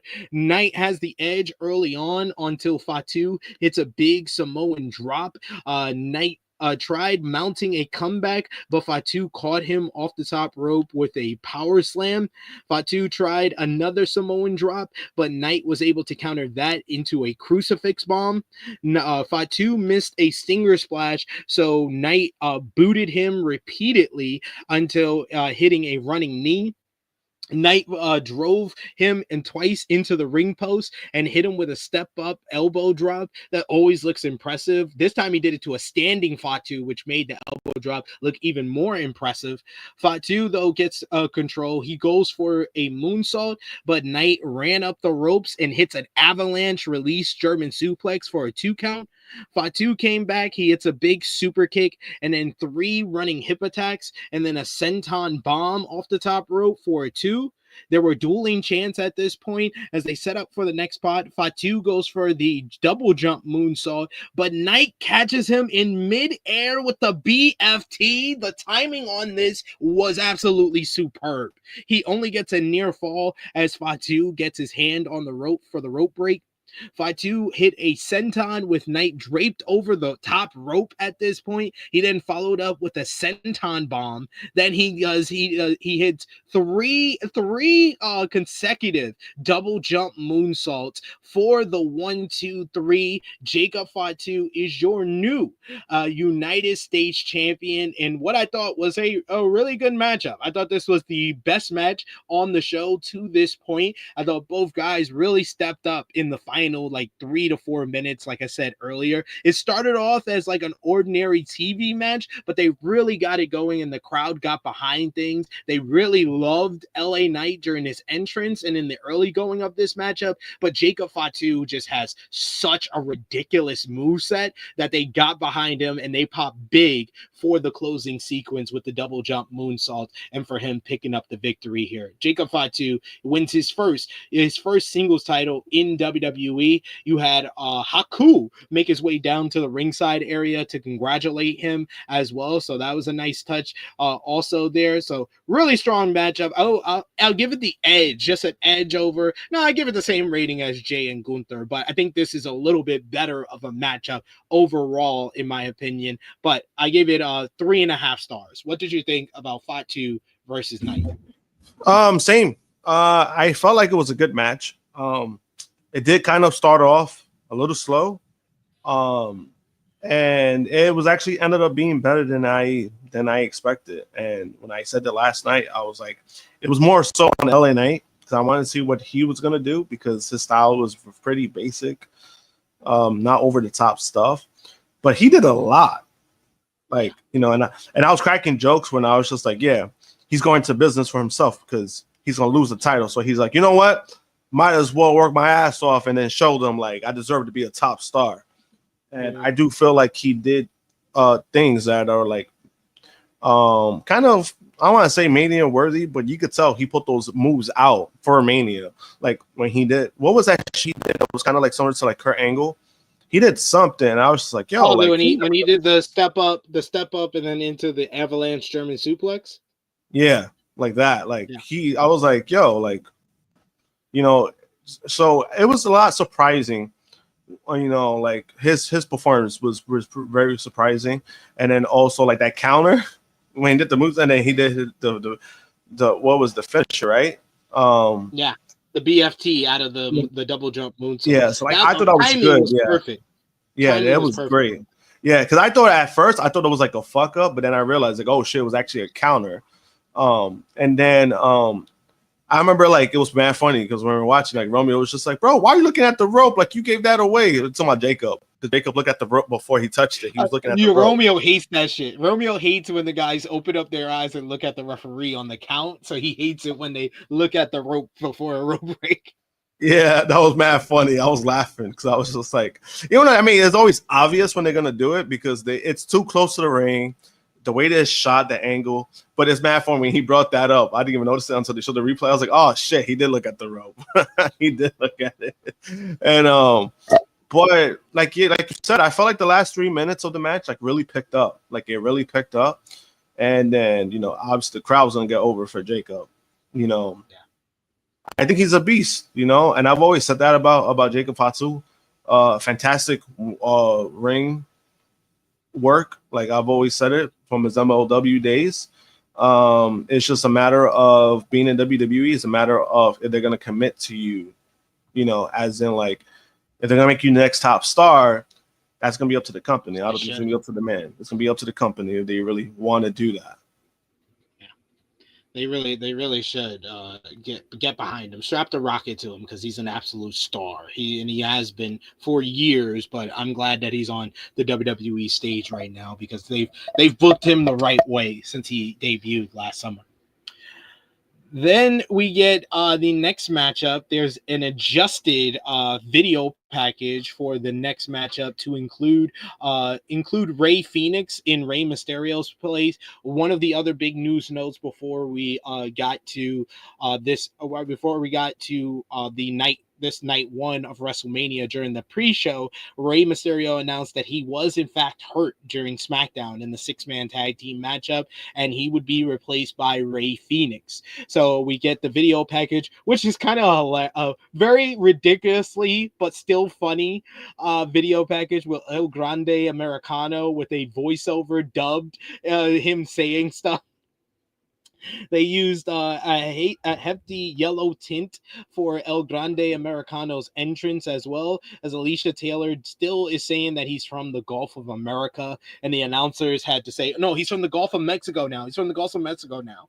They showed earlier in the show that the AAA owners, the Pena family was there. Then they showed Vikingo in the crowd. He was here. More on that in a bit, as it was announced on the pre-show as well that WWE has officially acquired Lucha Libre Triple A. So we'll talk about that after we talk about this matchup here. Dana White was also shown in the crowd, and he got a mixed reaction, that's for sure. El Grande Americano is going one-on-one with Rey Fenix. They didn't know this match was happening before yesterday, so in an unfortunate coincidence, both Gable and Fenix wore the same shade of red and gold gear. You would think that they had this planned. Before the matchup, Gable shoved Vikingo in the front row, so Vikingo kicked him in the face. Gable stumbled into the ring, and the match just began. I was like, God damn, now y'all trying to screw over El Grande Americano. I meant to say El Grande Americano, not Gable. I'm sorry. They went back and forth until Americano launched Fenix into the corner with a overhead suplex. That looked really good. You get Americano then did a move that he's probably never done in life. This dude goes to the top rope and hits a fucking 450 moonsault. That shit I was like, wow, that looked amazing. You get Phoenix tries running the rope, but Americano trips him up to get the advantage in this one. When the referee is distracted, Americano loads up his mask, and it's a wrap at this point. It's a wrap for Phoenix at this point, because he's gonna be in trouble whenever he's able to hit a move with the mask. But Phoenix comes back. He hits a big kick to the face. But of course, Phoenix sold his foot after the kick to the face because of the loaded mask. Americano caught his injured foot in an ankle lock for a while. But then Phoenix reversed into a cradle for a 2 count. Phoenix came off the top rope with a springboard move, but Americano catches him with a headbutt in midair, and then he hits the flying headbutt off the top rope for the 1-2-3 for Americano to continue his winning streak and to give Rey Fenix his first loss in WWE. Post-match, you had Vikingo actually get into the ring and help Phoenix to his feet, as we see the relationship between AAA and WWE start here. It was announced on the pre-show. They did a big kind of presentation with AAA joining the pre-show panel. They had all the Mexican wrestlers, including Chile's own Stephanie Vaquer, which is awkward if you know the real story, if you know the story behind her and some of the people in AAA. But they announced that WWE has officially acquired Lucha Libre AAA, and they will celebrate this with a big show coming up in June, Saturday, June 7th. It will be WWE Worlds Collide, WWE and AAA Worlds Collide, presented with NXT from the Kia Forum in Los Angeles, California. That's going to be at 3 p.m. Eastern Time. Now, I say all of this I'm going to try to be as nice as possible here. First, let's talk about the matchup. Americano and Phoenix, it was a pretty fun matchup. I thought that they worked really well together. I wanted it to go longer. This went like under 8 minutes. Like they did not get any time really in this matchup. It was fun for what it was, but it was very short. And every match at this point had been under 11 minutes outside the opener. So that was kind of weird as well. I felt like they could have gave this one a little bit more time to kind of be a standout on the show, because at this point, I think this is when I put out the tweet. I was like, this show been kind of mid, because I was expecting the final 3 matches to kind of deliver something great, and I didn't get it in this one. It was just a pretty fun matchup. I gave it a 3. I'll give it 3.25. 3.25 stars. Not as good as the match prior, not as good as the opener, but somewhere just below that. They worked really well together for the time that they were given. I like Americano continuing the loaded mask gimmick. I like Rey Fenix a lot, but I just felt like he kind of was just given what Rey Mysterio would have done on this show. And then let's talk about the AAA WWE partnership. But first, what did you think about Americano and Phoenix? I thought the matchup was okay. I liked some of the stuff that Americano did, especially that fucking moonsault. Man, that was crazy. That was probably my favorite move or the favorite spot of the match itself. The match was short. That's all. I think that was my biggest problem, was that the match was short. And then, and I get like the loaded mask thing, which is not, to me, is not a problem, but I thought it kind of just put too much focus on that at some point. Especially like when he started doing it, and then the foot thing, and then basically that's how he ended up winning. Like he used it like 4 different times, and I was like, oh, all right, like, it is what it is. But I do feel like the right person won. They were asking about like, hey, do you think that they should continue this, or do you think like if Ray was there, he would have been a match? I was like, no, I think he would have won regardless. I think they're gonna continue this. It would have been way too soon if he gets on mask and all this stuff. I think it's a little too soon. I think you keep this going, and then now with the partnership, you can even use him some bullshit now with all that stuff. Oh, he will be a massive heel in Mexico. Oh my god! Yeah, that would be great. That would be great. Now that you, it could be great, or it could be catastrophic, because the Mexicans, they like throwing piss bags at wrestlers, so you never know. And fucking you get the wrestlers who want to throw chairs at them, like their world champion Alberto El Patron. But yeah, what do you think about WWE acquiring AAA? I really, when it was first, I think the first thing that we saw yesterday was WrestleVotes put out their report that and there will be an NXT Worlds Collide with AAA in Los Angeles on June 7th, and I immediately I was like, God damn, they get Worlds Collide, but TNA don't. I was like, why didn't TNA get that? They got a multi-year partnership with TNA. Then it made more sense when they made the announcement that they bought AAA. Like, that is a step further than just a multi-year partnership. You are buying them outright. So I wouldn't be surprised if TNA is next on the agenda, that they're going to buy TNA as well in the future. But buying AAA, it does kind of create this monopoly that WWE has been obsessed with, dating back to Triple H when he had the whole big presentation, the PowerPoint presentation. What was this, back in like 2019, 2020, when he was like, we're taking over the globe. We're gonna have NXTs in Japan, and we're gonna have NXTs in Europe, and we're gonna have NXTs in Mexico. This is basically them reigniting the talks of them creating this monopoly across the wrestling industry. I know there's going to be some people out there that's like, oh, this is the same as AEW having a partnership with New Japan Pro Wrestling, or having a partnership with CMLL, or buying Ring of Honor. Ring of Honor was out of business. Was literally, the Sinclair Broadcasting promotion was going to say, oh, we're done with Ring of Honor. They were just it was gonna be dead for a while until they had some financial backing, but there was nobody that wanted to give them financial backing. The WWE just wanted to purchase Ring of Honor to have the tape library. At least it's around in some way. It is kind of WWE ECW, but he's still keeping it afloat in some way. I wish that Tony Khan would use Ring of Honor better, but it's not an outright monopoly like what WWE is doing by purchasing AAA.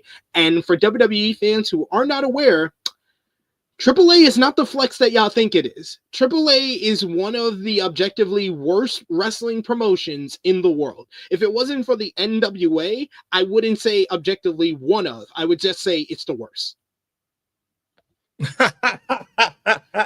It's true. And that's why yesterday, I mean, when I heard that they bought them and people were trying to like brag about it, what made the situation even more funny was that I was seeing fans who were trying to like brag about it, not realizing, oh shit, this is the roster that they have currently. That was the funniest part to me, because I was just like, you know, obviously them purchasing it, I mean, they get basically Vikingo. I think that's the biggest name you're basically getting. Because everybody else is like, they're either very old or they're just like, it's not to really write home about. When you see the stage, what was the biggest thing that you saw on the stage? There was one Triple A guy.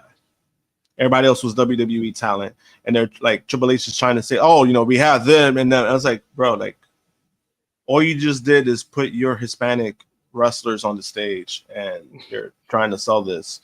You know, Stephanie being up there was very awkward, because I know the story to that. That was very awkward.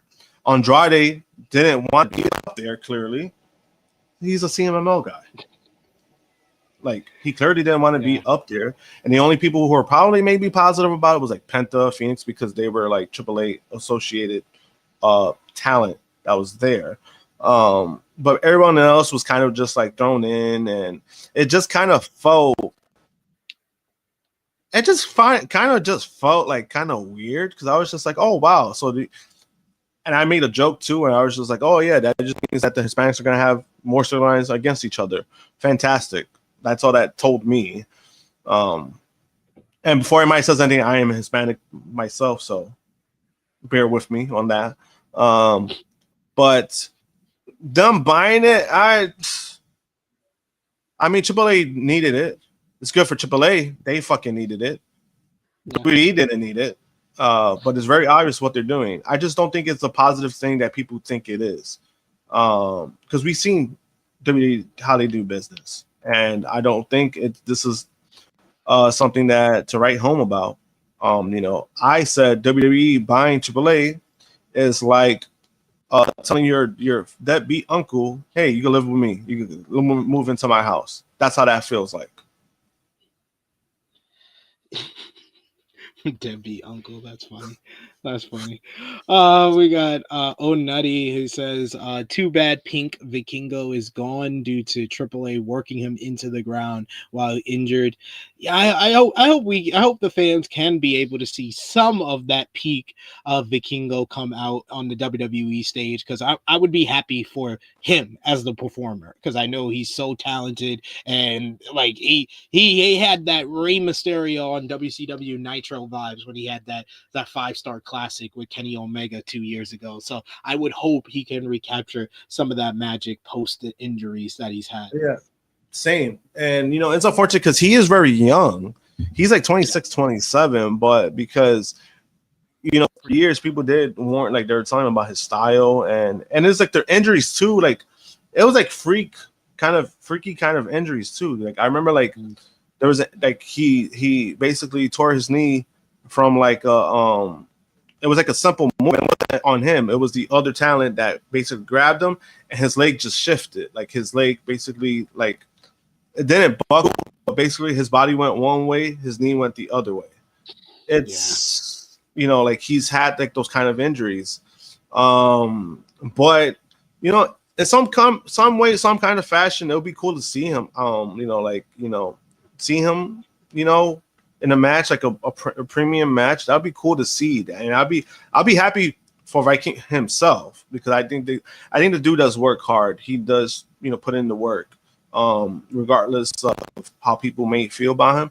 It's just more funny too, because like a lot of casual WWE fans or pro WWE fans, this is the kind of style that they hate, and yet now you're trying to flex like, we got Vikingo.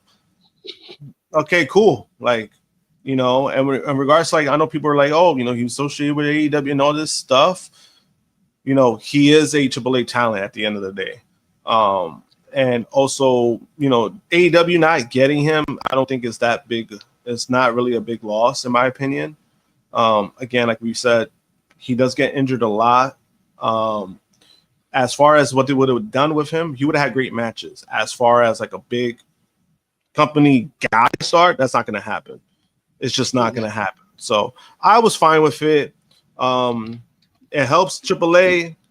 As much as how far they're going to go with it, I don't know. But it's just funny that Del Rio is basically your world champion there, and that's going to be an interesting kind of thing. All right. They have Del Rio and Matt Riddle and Nick Nemeth listed as AAA performers. That's crazy to me. And then everyone else is like really old. Like the Parker's old. Yeah. We got Valo B with another super chat donation. Thank you so much, Valo B, for the support. In response to this, the next 4 CMLL shows were pretty much sold out. Yeah, I saw somebody who did not know what the fuck they were talking about. That says that Triple A is the bigger promotion. They're the bigger promotion. CMLL is cold right now. When CMLL is hotter than it's ever been. CMLL has sold out Arena Mexico so many times in the past year. Like AEW got the better, they have partnered with the better Mexican promotion right now. I love Triple H's answer on the post media scrum where he said, we want to continue the spirit of lucha libre with Triple A. And it's like, AAA has not been the spirit of lucha libre in a very long time, sir. They are more accustomed to your style of booking. They're more accustomed to sports entertainment style booking than they ever been in their whole 100 years of history. They are the more legendary Mexican promotion. They have the bigger name value, but CMLL is so far ahead of them right now.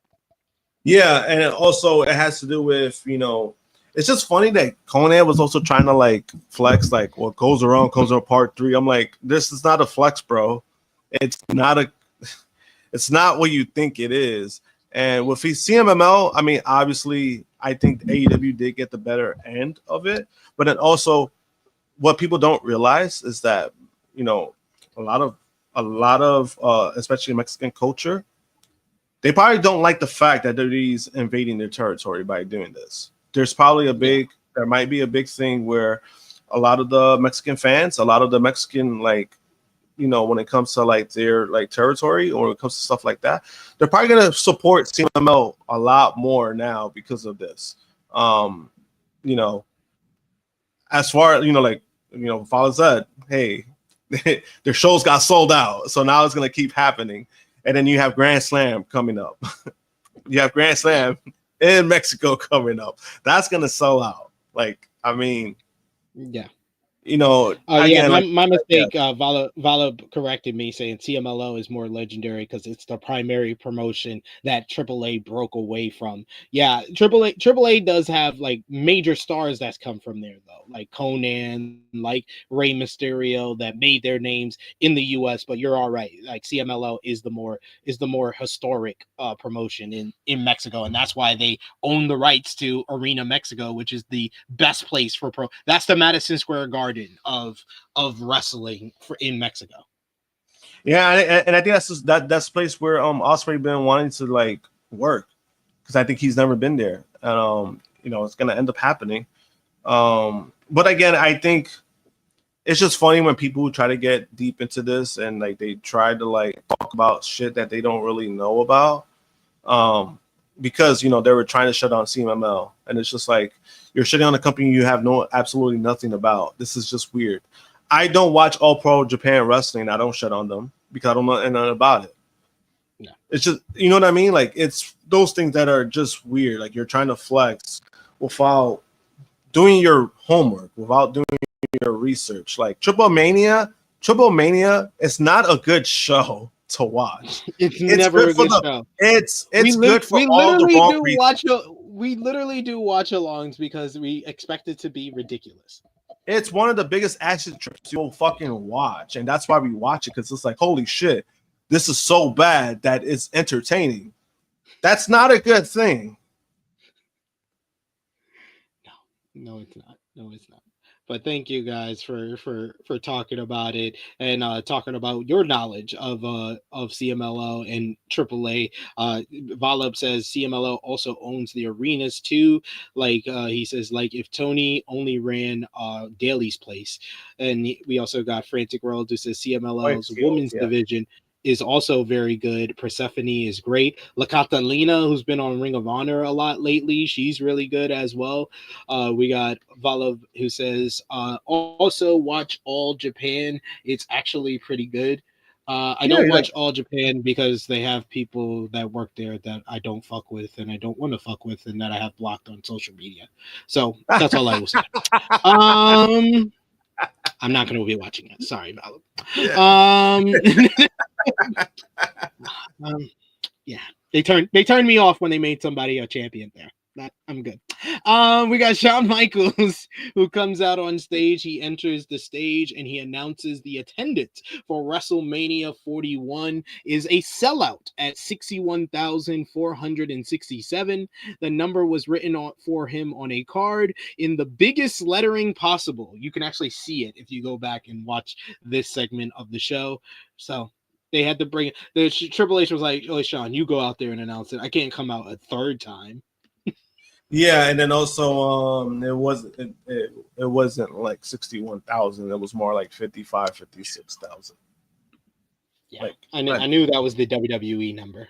And I said it last night. I was just like, that's not true. I think Justin Rich was trying to defend it. Oh no, it can't be 60. I was like, no, it's WWE. It's definitely not. Definitely not 61,000. It's a good number, right? And I'm not disputing that. 55,000, 56,000 is a good number for what they were charging. Just be honest about it. That's all I'm asking for. It's just like you're not being honest about it. 5,000 people that's still a big difference. It don't matter. It's like 60, 61. That's okay. I could give you 1,000 people. All right, but 5,000 people when you know you weren't selling out and you weren't doing great ticket sales until like the last few days. Come on, don't fool me with that bullshit. My question in the media scrum, I would have immediately been kicked out. Be like, what's the real attendance number? Anyway, we got Stephen Amell and Israel Asanya were in the crowd. They also showed Dana White for a second time for some reason. He was booed. Then we get a video package for the next matchup. And oh my God, if you thought the New Day versus War Raiders video package was gaslighting to pretend that this story was something that it wasn't, here is Exhibit A of a better example: Charlotte Flair and Tiffany Stratton. Oh my God. I was like, this video package is the biggest piece of horse shit I think I've ever seen. This has not been the story. This has not been a good build. And y'all just, I was like, WWE production, man, they know how to put these shits together. I think it had a Gaga song on it. I think Bell was mentioning it earlier. Yeah, Gaga song, yeah. They had a Lady Gaga song. And yeah, I thought that was fucking hilarious because I was just like, that was the revisionist history I mentioned earlier. I was like, they're trying to act like we didn't saw the debacle that's been going on in this feud. I was like, hey, good on them, very smart tactic. But the problem I have with WWE when you do shit like this is you're still insulting like the fans' intelligence. Like you're acting like the fans didn't know what just happened, what transpired, instead of like leaning into it. And like that's what they kind of were embracing it for a while, where they were like they started embracing like real life stuff. And I felt this time around it was kind of just weird. I was like, this is not the worst thing you guys have to deal with, and you basically just covered up everything. Yeah. Okay. Like, sure, that's a choice. We're not going to forget what happened. It's already there. It's on social media. It's on YouTube. It's everywhere. We're not going to forget what happened. So when they do shit like this, it's very Vince McMahon like behavior. Yep. Trying to cover up the evidence, like Jimmy Snuka. They had Tiffany Stratton come out first. She had a great entrance. This was a very WrestleMania style entrance. She has a whole Barbie theme, and she comes out of a custom Barbie doll box. They said that that was made by Mattel. So great design, great look for this. This made a lot of sense for the muscle Barbie that she is. Charlotte Flair, she drove in on a Rolls Royce and was heavily booed by the Las Vegas crowd. They both wore sparkly pink outfits, although Charlotte had pink and blue, while Stratton had all pink. And I will give this matchup a lot of credit in that it started the proper way based on the build up to this matchup. This has become a very personal, bitter rivalry. So there was no lockups at the start. They just started scrapping right from the beginning. Charlotte did the double down, the double leg, and started brawling with Tiffany to the back. They were just throwing punches, throwing haymakers, scratching a bit, and it led to Tiffany getting her her tooth chipped at one point of the matchup. Charlotte at one point does Stephanie Vicare's signature Devil's Kiss move, and the crowd boos it. The announcers even reference Vicare when she did it. Stratton came back later with a spine buster and then a rolling senton and a basement dropkick, but Charlotte cut her off with a big boot. I swear to God, the amount of big boots and spine busters these two women hit were a lot.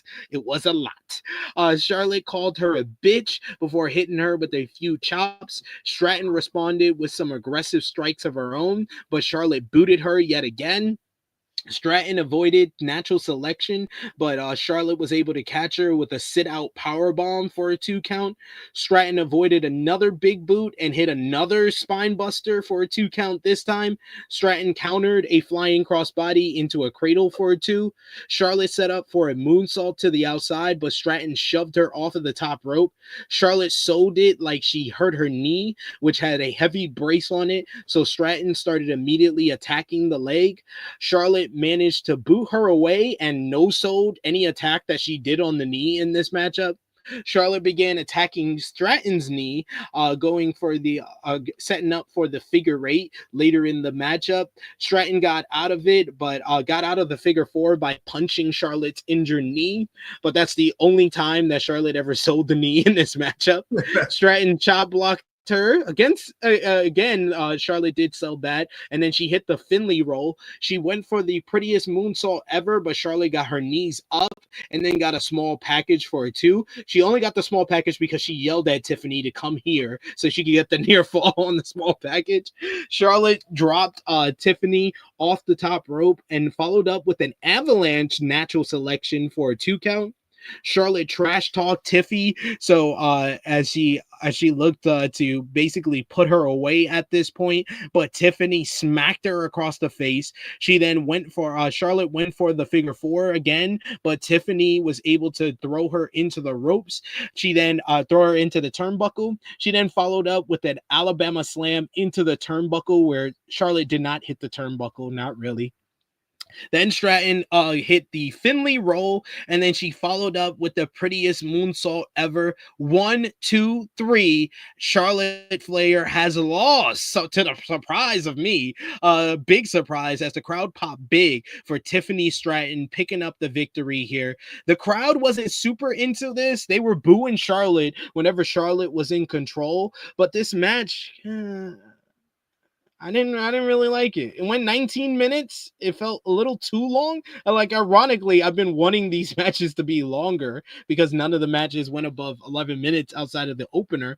But at 19 minutes, this felt like kind of very, very slow in some places. I think Stratton comes out of this looking very tough. As you see, she had bruises. She had a cut on her forehead. She had a chipped tooth that the WWE dentist had to fix after the matchup. It happened the hard way, so they were hitting each other very hard in this one. It was stiff at times. At other times, it was kind of awkward because it did feel like they were like talking to each other a lot during this matchup. But Stratton got some steam with the crowd, picks up a very strong victory here over the Charlotte Flair, but I just didn't I just didn't feel this one. I wasn't feeling this one. I'll give it 3 stars. It wasn't bad. I just don't think it was good. Somewhere in the middle. Yeah, I know what you mean. I kind of felt the same. Yeah, it just felt like it was slow. I thought this was a match I could have gone like, if you would have cut it maybe to like maybe 12, 13 minutes, maybe you do them favors, but 19 minutes, pretty long, especially for like how slow it was going. And then Tiffany's face she got fucked up. Step two, she got the knot on her head. I don't know like if that was like, I don't want to say like it was on purpose or not, but given the circumstances and everything, that's how it comes off to me, because it's just like, that's not normal. Like getting it, like that's not normal. Like, you know what I mean? Like accidents happen, but I'm just like, that to me, I'm like, that I don't feel like no damn coincidence. Because she was rough. Like her face was rough after that. But overall, like I do feel like the same way. Like it was, for given the circumstances, I think people want to see it for all the wrong reasons, and we kind of got what was advertised. That's the best way I could really describe it. Where it was like the buildup wasn't great. Had so many mistakes. It had so many controversial moments because of the off-script stuff. And then we got the matchup that it was just like, okay, it's done and over with. Yeah. Damn, y'all are harsher than me. Since I fell asleep during the whole Charlotte versus Tiffany match. Shit, I think Chase went to like the merch stand or something, and Romeo was pissed. Romeo got pissed. He's like, "How dare you? How fucking dare you?" I love Romeo, but man, he was trying so hard. After the Bayley angle, when I was like, "Yeah, the GOAT is coming back tomorrow," he's like, "No, she performs tonight." I was like, I said this. Who was it with? I think it was yesterday. I think maybe with no, I think it was on the preview. On the preview, Maggie was like, people need to stop, sleeping on Charlotte. She is one of the best women's wrestlers in the world today. And I was like, the only thing I would change about that is that she was one of the greatest women's wrestlers in the world today. I don't think she is anymore. You come back after a year and a half and an ACL, MCL, and meniscus tear. It's gonna take a while for her to get back into being the Charlotte Flair that we once knew her as. And I don't think this matchup was a step in the right direction. Yeah, and then also I get what she's trying to say, but I don't think it's so much of like people are downplaying Charlotte. I just think that people just haven't liked the overbooking of Charlotte at times, where she's always in the title picture. People got tired of it. It got exhausting. And to be real, even before the injury, there was a period of time where Charlotte wasn't really taking bumps. So it's like, it's tough because like I do think she's a great performer, but like you said, she's coming back from an injury that it could be messing with her mentally too, because three muscles come back a year and a half from three torn muscles. It's not easy. One is bad enough. The ACL is bad enough, but to come back from like two of the worst muscles that she tore was the meniscus and the ACL. It's gonna fuck with you for a while. And she could be in a situation where, it's bothering her, or it's one of those mental things where she's not gonna try to push it because she's in fear of it. It happens to everybody. But I just don't think. I don't want to say that we've seen her best days behind her, but come back from the injury, you're also getting older. It doesn't really help that either. I don't know. We might be seeing her best days behind her, and I really don't want to say that, and I really don't want to believe that, but Father Time catches up for her. You're right. It catches up to everybody, and knee injuries catch up to everybody. Like, I think we got to wait a little bit longer I think 6 months from now we can have that serious conversation, and we'll probably have Romeo come on and be like, "Let's hear you try to defend this shit." Because if we go 6 months from now and she still doesn't have a good matchup, because I wouldn't even, like I said, I don't think this match was good. It's not even on the good level. At best, I could say fine, solid, pretty decent, but it's not good. This is this is below what Charlotte Flair usually delivers. Romeo tried to compare it to Charlotte versus Rhea from WrestleMania 36. That match, even with no one in the crowd in the PC, was much better than this. Yeah, I do agree with that. And then Tiffany is also in a situation where she also is still learning herself. Maybe it was a situation where the dance partners just weren't. It just wasn't going to work. It happens. It happens to the best of them. And before anybody says anything like, oh, you're hating on Charlotte, I don't hate Charlotte. I've met Charlotte, and she's, in fact, one of the nicest wrestlers I've ever met. So I have nothing against Charlotte, but, when you get up there in age and have to come back from the injury that she came back from, and then she was gone for a long time, it happens. And, I hope. I hope I'm wrong. I hope that she comes back, and as in like more time, maybe more time she needs. Maybe she gets the rust out. We'll see. But I was not impressed last night. Yeah. Jinko says she ain't top 6. He says that Rhea, Bianca, Io, Stephanie, I think he's talking about Stephanie Vicaire, Toni Storm, Statlander are all better right now. You can add more names. Willow Nightingale's better than her right now. Mercedes Moné. How dare you not put Mercedes Moné? Mercedes Moné is actually better than some of the names you just listed in here. Mercedes Moné, when the bell rings, she's better than Rhea Ripley. She's better than Bianca Belair. I think the other 4 ladies you named, that they're in the mix with Mercedes Moné as far as in the ring, but because they're all workers, and if Toni really wanted to, she could turn that clock around. Like honestly, yeah. Athena's another one who's better in the ring. Roxanne, I agree with Belle. Roxanne Perez is better in the ring than her.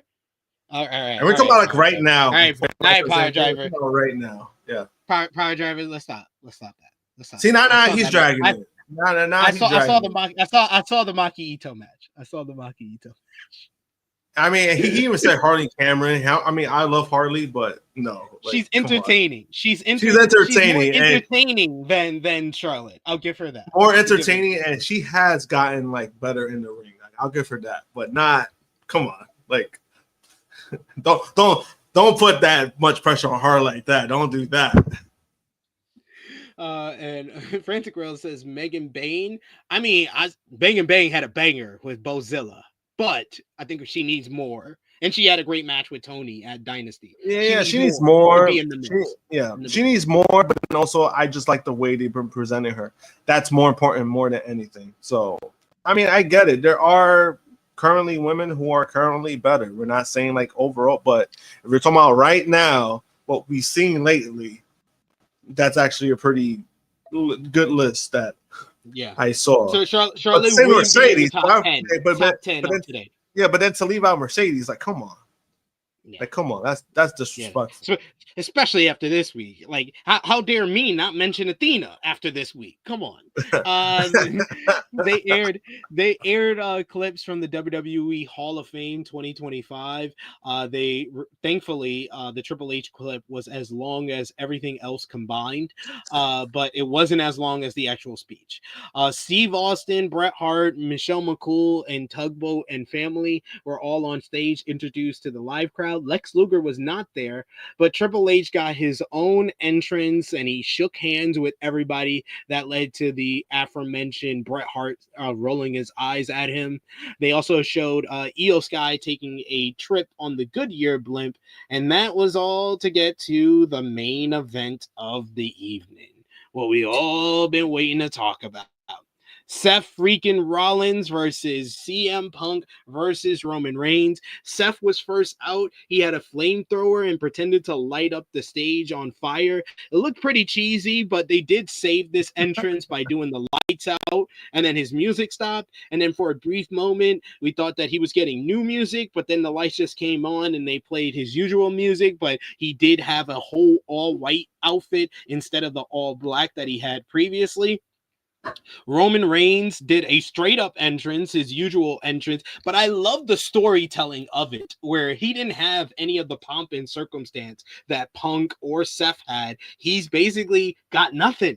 He doesn't have the big intricate entrances that he's had previously because he's lost everything. He's not the champion anymore. He doesn't have the bloodline anymore. He doesn't even have Paul Heyman, and he doesn't get the big WrestleMania entrance. He does come out with the Ula Fala, though. You then get CM Punk. He gets the best entrance of the three and probably the best entrance of night one of WrestleMania, where they give him a special video with this Fire Burns playing, and he reiterates one of his old promos, his original promo when he debuted on ECW, spliced in with the young Punk and the current Punk.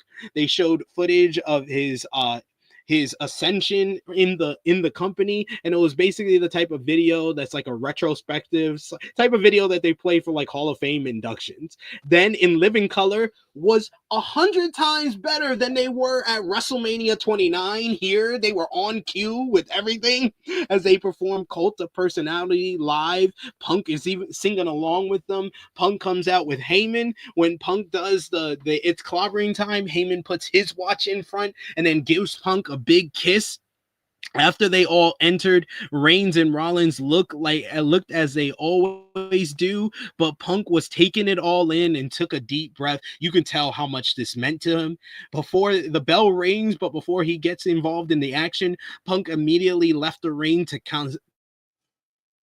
get some counsel from Heyman. This led to Rollins trying to get Roman on his side to go after Punk, but Reigns just wound up punching Seth instead. Punk got back in the ring, but Reigns took early control over both guys. Reigns distracted himself by looking at Paul Heyman in dismay, so Punk posted him, and then Rollins wiped him out with a dive to the outside. This led after Rollins threw Roman into the steel steps as well. This led to a brawl on the outside between Punk and Rollins. They fought through the crowd, and Punk was mostly getting the better of Seth until Reigns wiped them both out with a nice looking dive over the barricade. The crowd chanted for tables, so Roman got hyped and cleared off the Spanish announce tables like, yeah, let's go. The fight went back into the ring though before he can use it. Punk mocked Reigns' pose. He went for his running knee in the corner, but Roman caught him with the Samoan drop. Rollins tried to springboard, but Roman caught him with a uppercut.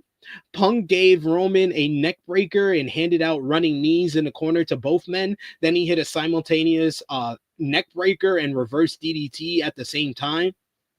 Reigns put Rollins on his shoulders, and Punk brought him down as he hit basically a doomsday device after Punk had hit an elbow drop on Rollins and then went for another one on Roman, but Seth cut him off. Roman put him on his shoulders and they did the doomsday, but then Roman followed up and hit a Superman punch on Punk for a 2 count. Punk got the better of a strike exchange with Reigns, and then he followed up with a Uranagi. Instead of going right to the Anaconda Vice, he got a 2 count and then went to the Anaconda Vice, but Rollins was able to break it up with a big frost splash for a 2 count. Rollins hits buckle bombs to both men. Punk avoided a pedigree and then ate a spear from Roman.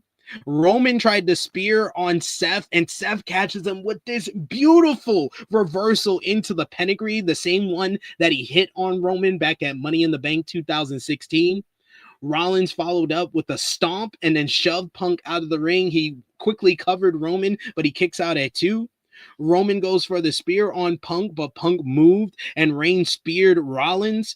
Punk then hit Reigns with the go to sleep, but only got a 2 count.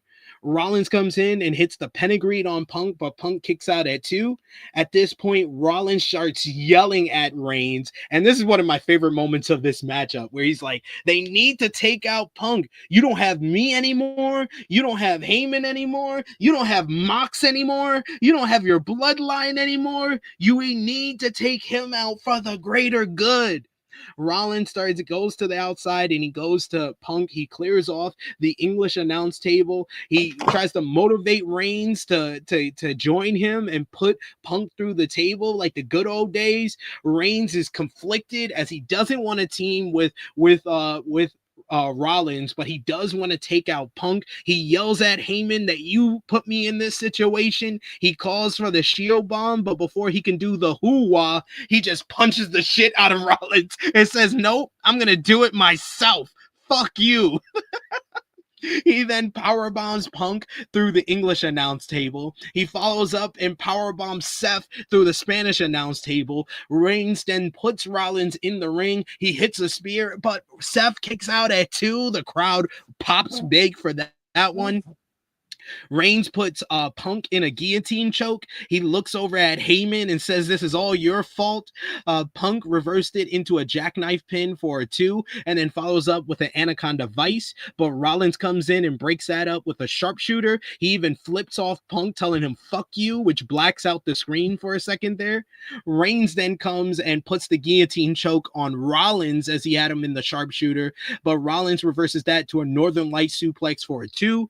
Reigns applies the hold, but he bends over a bit and Punk comes in, curb stomps Reigns. He then picks up Rollins and hits him with the go to sleep, but Rollins kicks out at 2. Punk then gives Rollins the go to sleep. He bounces off of the ropes while Reigns hits Punk with the spear, and then Seth hits a stomp on Reigns. The crowd goes crazy for that one, and everyone is down, and it led to the finishing sequence. Paul Heyman finally is doing something. He picks up a steel chair as Punk and Reigns are looking up at him at the same time.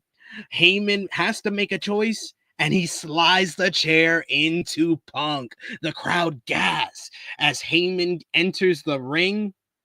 Punk held up the chair to use it as Heyman is trying to help him to go after Reigns, but then Heyman bends down and low blows Punk from behind. He just screwed over his best friend. Heyman then picks up the steel chair. He hands it to Roman and he says, my tribal chief, he yelled at Punk. He was all emotional. He had tears in his eyes. He said, you made me choose. You made me choose against my tribal chief. He then hands the chair to this tribal chief. Roman then plasters Punk with the steel chair 3 times, but then Heyman, he shows Roman. He says, look, my tribal chief, the shield, it's all yours, the shield.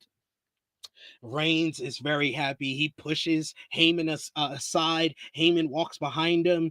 Reigns is about to get his full revenge on Seth after last year's WrestleMania, where he hit him with the chair once again.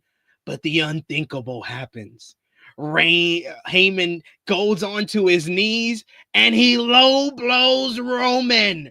To the shock, the huge pop, huge reaction for this spot as Heyman fucking gives the craziest low blow, where he low blows him and then shakes his arm like he's scrambling his balls a bit.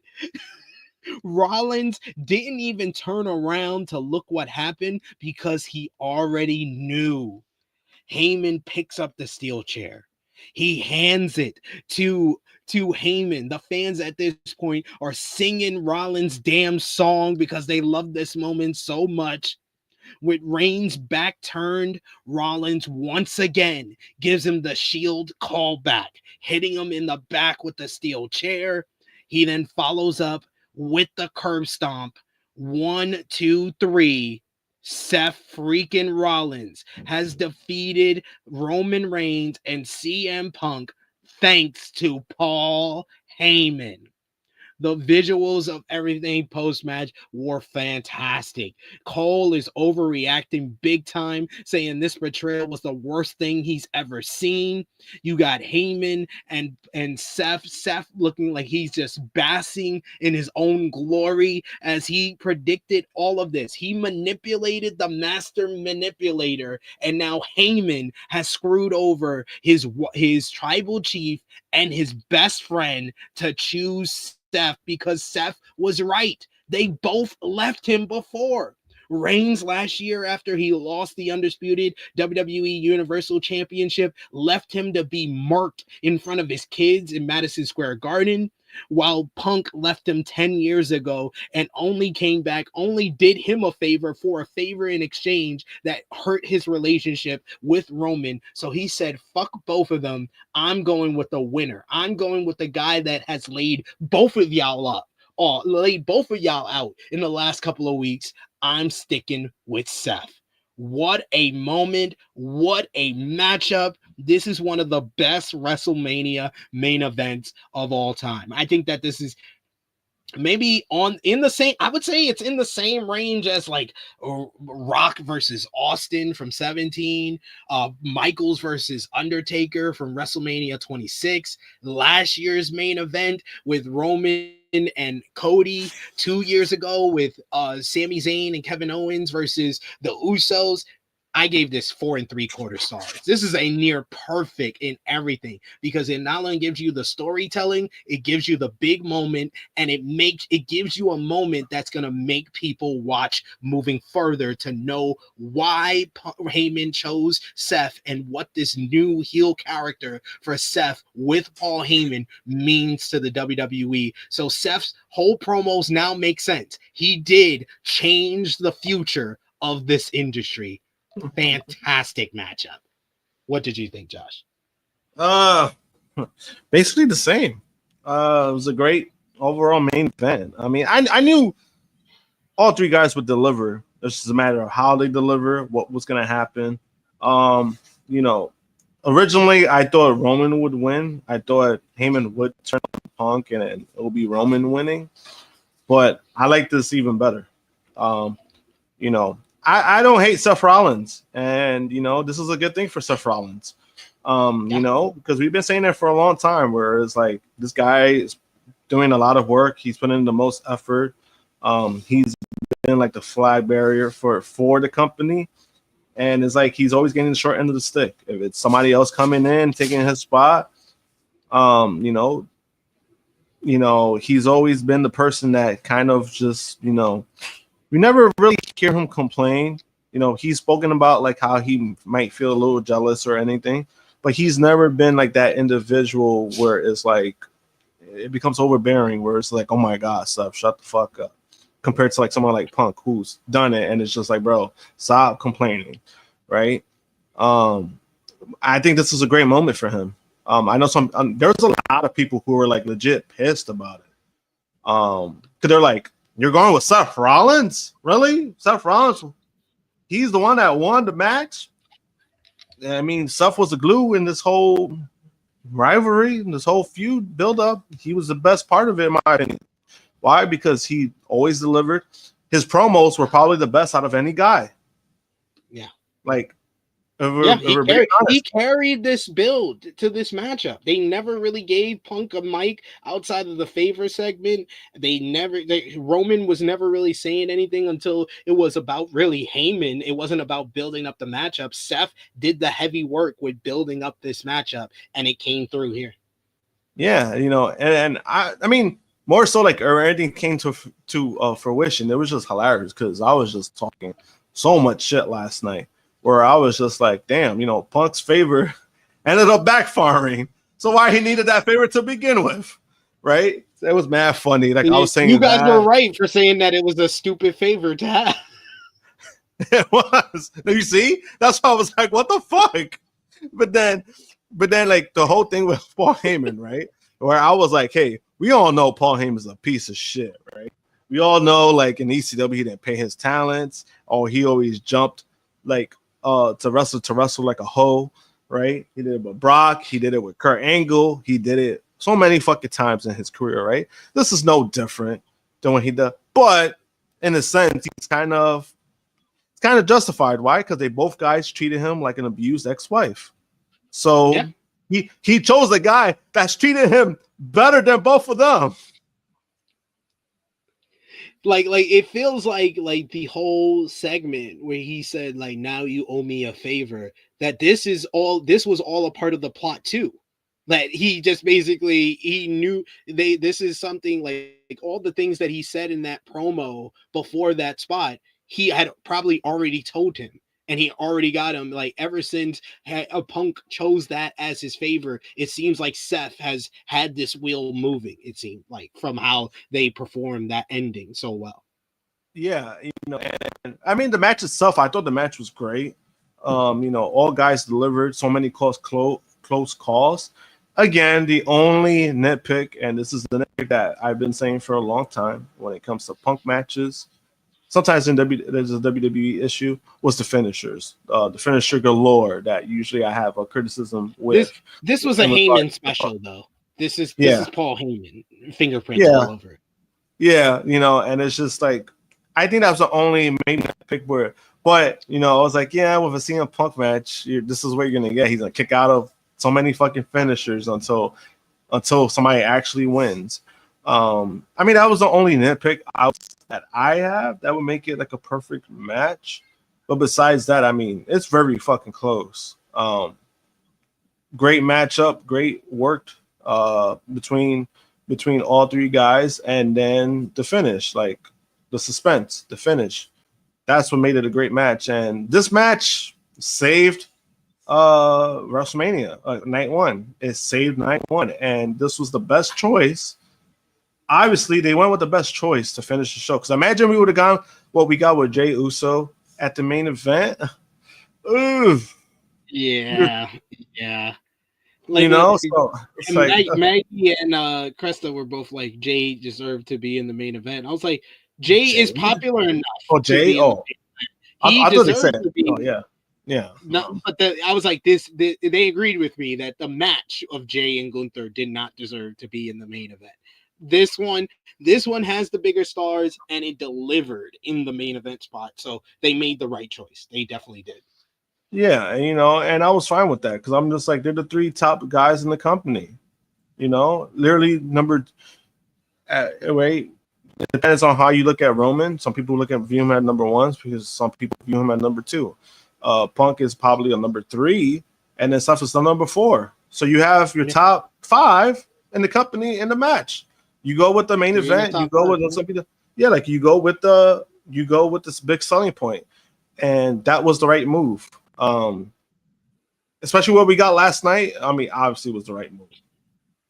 Yeah, they delivered so well. That was a absolutely outstanding matchup.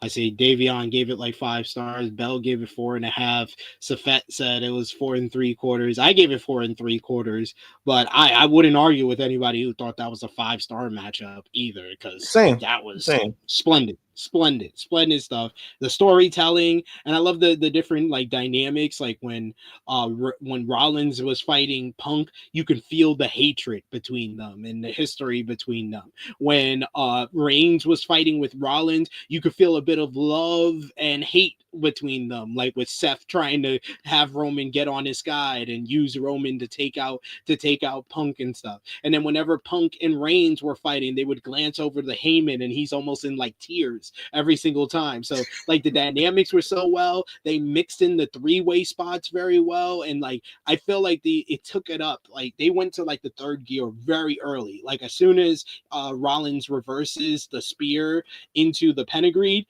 then you're getting like third gear, fourth gear style action, because everything after that I think were pretty much either submissions or finishers in the matchup. Yeah, and like I said, and all three guys, I expected them to deliver. So I'm not surprised with what we got. Like I'm not really surprised with that. For some people, probably exceeded expectations. They're like, "Oh, this is gonna be great. This is gonna be great." And then whatever level we had it at, it even surpassed that. It was mad funny because when we were watching the watch along, I know like the funniest shit Romeo said was like, "Oh no, that was great, but I fucking hate it." Like I was like, "What?" That's the point. That's the emotion you're supposed to have. They're but that's what made it if funny. you say that. No, and it was mad funny because he was just like, like I think it was more of the fact of like, like, why is this guy doing this? Like, why is Seth doing this? Like, I think that was like the logic thing that he was trying to see. But then we were like pointing out, we were like, if you think about it, Seth has treated Paul Heyman the best out of all three guys. Yeah. Yes, it made all the sense in the world when it happened to me. I was like, yeah, this makes a lot of sense. This was the right choice. And I even said, I was like, that's crazy how like they had that favor waited 6 months, and I was like, Seth asked for that favor like 2 weeks ago, like you owe me a favor, and that favor ended up being he did way more for that favor than he did for Punk. Oh man. We got Old Nutty giving a 4.5. Power Drive Finisher gives it a 4.5. So yeah, and Davion says Romeo was the highlight of the watch along. Of that watch along. LOL. Love it. And a bunch of people, Bell was saying it earlier, as well as Eric Isaac here. They think that Seth and Paul joins Rock and Cena tonight. Count on it. I've said it before, it would make some sense because you kind of will have like a proxy that will be there week to week if you have Seth and Paul join up with Rock and Cena, because Cena's not going to be here every week. He's going to be here a lot from May to June, but after that, he's not going to be here every week, and you could tell the story of these like superpowers coming together, and you have one on Raw, one on SmackDown running things. I mean, maybe we'll see how it goes. I'm just waiting for Dwayne to actually give away Mania because he always does that shit. Oh, on my way. So waiting for that on his stories. So we'll see. But it's gonna be interesting tonight to see what happens. Like I said before, I think to solidify the heel turn, you gotta, Cena has to win. I don't really see a scenario where Cody wins and then you're like trying to justify it. You know what I mean? Like he could still win in and it's like, oh well, the heels could still stand on top. I just don't see it. You have to solidify what you've been doing with John Cena, because again, like the moment itself, the heel turn was great, but then even the follow up hasn't been on that level like that we kind of thought it would be, because The Rock has been missing. They've kind of done the same segments, like they've kind of done some of their segments, like the first two where like Cena was talking to the crowd and then whatever the case may be. Then the last two is they had the face to face, but then Cody was on top when it comes to that. So like we'll see what happens. We shall see indeed. But we've made it to the end of our review of night 1 of WrestleMania. Let us know in the chat, who was your MVP, your LVP, your match of the night, or what do you give the show? A thumbs up, thumbs down, thumbs in the middle, and out of 10, what did you give last night's show? And of course, final call for super chat donations. Appreciate all the love in the chat that we got with the super chats today. Always appreciate that. That means a lot to us. But let's put our thumbs in the middle for WrestleMania 41, night 1, WrestleMania Saturday, in 3, 2, 1. Yeah, I think we're both thumbs in the middle here. Josh, what did you give it out of 10? As for me, it was like a 6. I'm usually like a half a point higher than Jimmy when I do this on AE Ramble, and I'm going to be a half a point higher with you here. It's a 6.5 for me. It's a 6.5 out of 10. I really wanted to go like 7 because the main event is that good that I think it could single-handedly get a thumbs up, but really it's like it's a thumbs in the middle style WrestleMania. It was very mid for the most part, and the main event, I don't know what the main event could have done. I said the main event, they were putting a lot on it, but it saved it from thumbs down. That's for sure. It definitely did that. So yeah, I'll give it a 6.5 out of 10. Yeah. And I'm actually kind of glad that the main event did deliver, because imagine if it didn't, and you have all those guys, those 3 guys, and imagine it didn't. That's an all-time bad, because it's just like, yo, you had one of your best build-ups, and it flopped like that with your top 3 stars. That would have been really an all-timer bad. thing to Yeah. happen. So good thing that those guys delivered. Facts. Who was your MVP for the show, Josh? MVP? Yeah. Paul Heyman. Good point. Good point. I'm gonna go co-MVP for Paul Heyman, Seth Rollins, and Jey Uso. Those are my co-MVPs for the show. LVP for the show, Josh. LVP. Shit, my LVP is gonna be Triple H. I got sick and tired of looking at him. Dude, that's my LVP because he did not produce a good show, and then he just had to come out fucking like what felt like 4 times, but it was like 2 times, too many. Too many, in my opinion.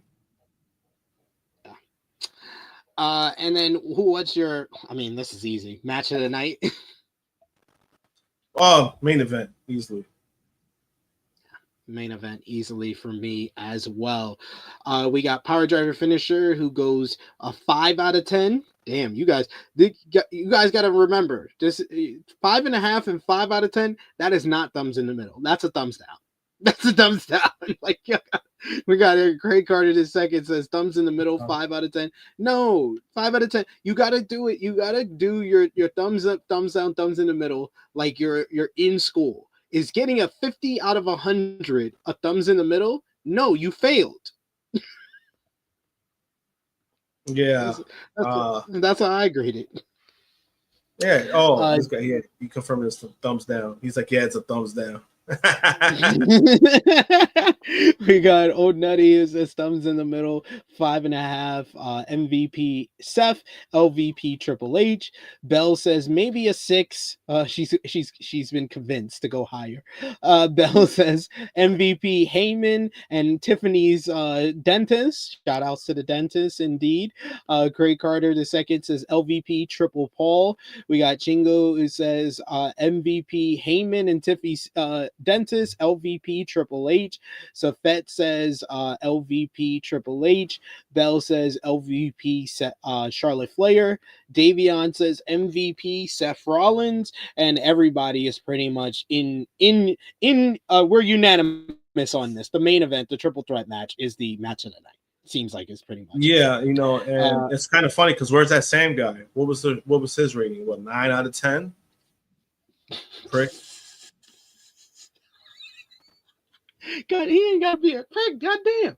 All right, but we've made it to the end. To the end of our WrestleMania 41 Night 1 review. I want to thank you guys. You guys have been awesome in the chat today, creating the conversation with us, coming along with this ride as we broke down last night's show, and we're going to be here to do it again. I think Josh is still a game time decision for tomorrow. Still a game time decision. But I'll be joined by, for sure, Nate Milton of the NWA podcast, as well as Post Wrestling, to review WrestleMania 41 Night 2 tomorrow at 12:05 p.m. Eastern Time. But, of course, join us live here tonight at 7 p.m. Eastern Time. We'll be here just a few minutes before for our WrestleMania 41 Night 2 watch party. So join us for that for sure. But Josh, until then, let everybody know where they can follow you on social media and when they might see you again. Yeah, you can follow me, JMPunk321, Twitter and Instagram, and I actually will be on tonight for the watch party. So you can find me there, and we'll talk a lot more shit tonight. I expect it. I will say the benefit of this show being a thumbs in the middle or thumbs down for some of y'all is that I think that tonight will deliver big time. It's going to deliver big time. It has no other choice but to deliver big time. So I think that we can have solace in that. But before tonight's show, go over and check out our WrestleMania 41 preview that I mentioned earlier with me, Cresta Star, and Maggie. Also check out a True Hill Heat flagship podcast. I think this was one of our best flagship podcasts of the year. We were joined by the legendary Dutch Mantel to talk some WWE, as well as Steven Jensen to talk some AEW and GCW collective. I will be live in about 2 hours over on the True Hill Heat Sports and Entertainment YouTube channel to preview the 2025 NBA playoffs. So join me for that. We'll have a conversation with everybody in the chat. You will be my co-host for that because Chris G never has time for stuff because he works too damn much and he has too many kids. No, but join me for that over on True Hill Heat Sports and Entertainment. And don't worry, guys, I will be doing Daredevil Born Again review either Monday or Tuesday this week. So just bear with me. Gotta review everything from wrestling this week. But thank you so much to Josh. Thank you to all of you in the live chat. Appreciate y'all for the love and support. But this has been our WWE WrestleMania 41 Night 1 review. Paul Heyman screws over Roman and Punk for Seth freaking Rollins. We are signing off until next time. Later, y'all.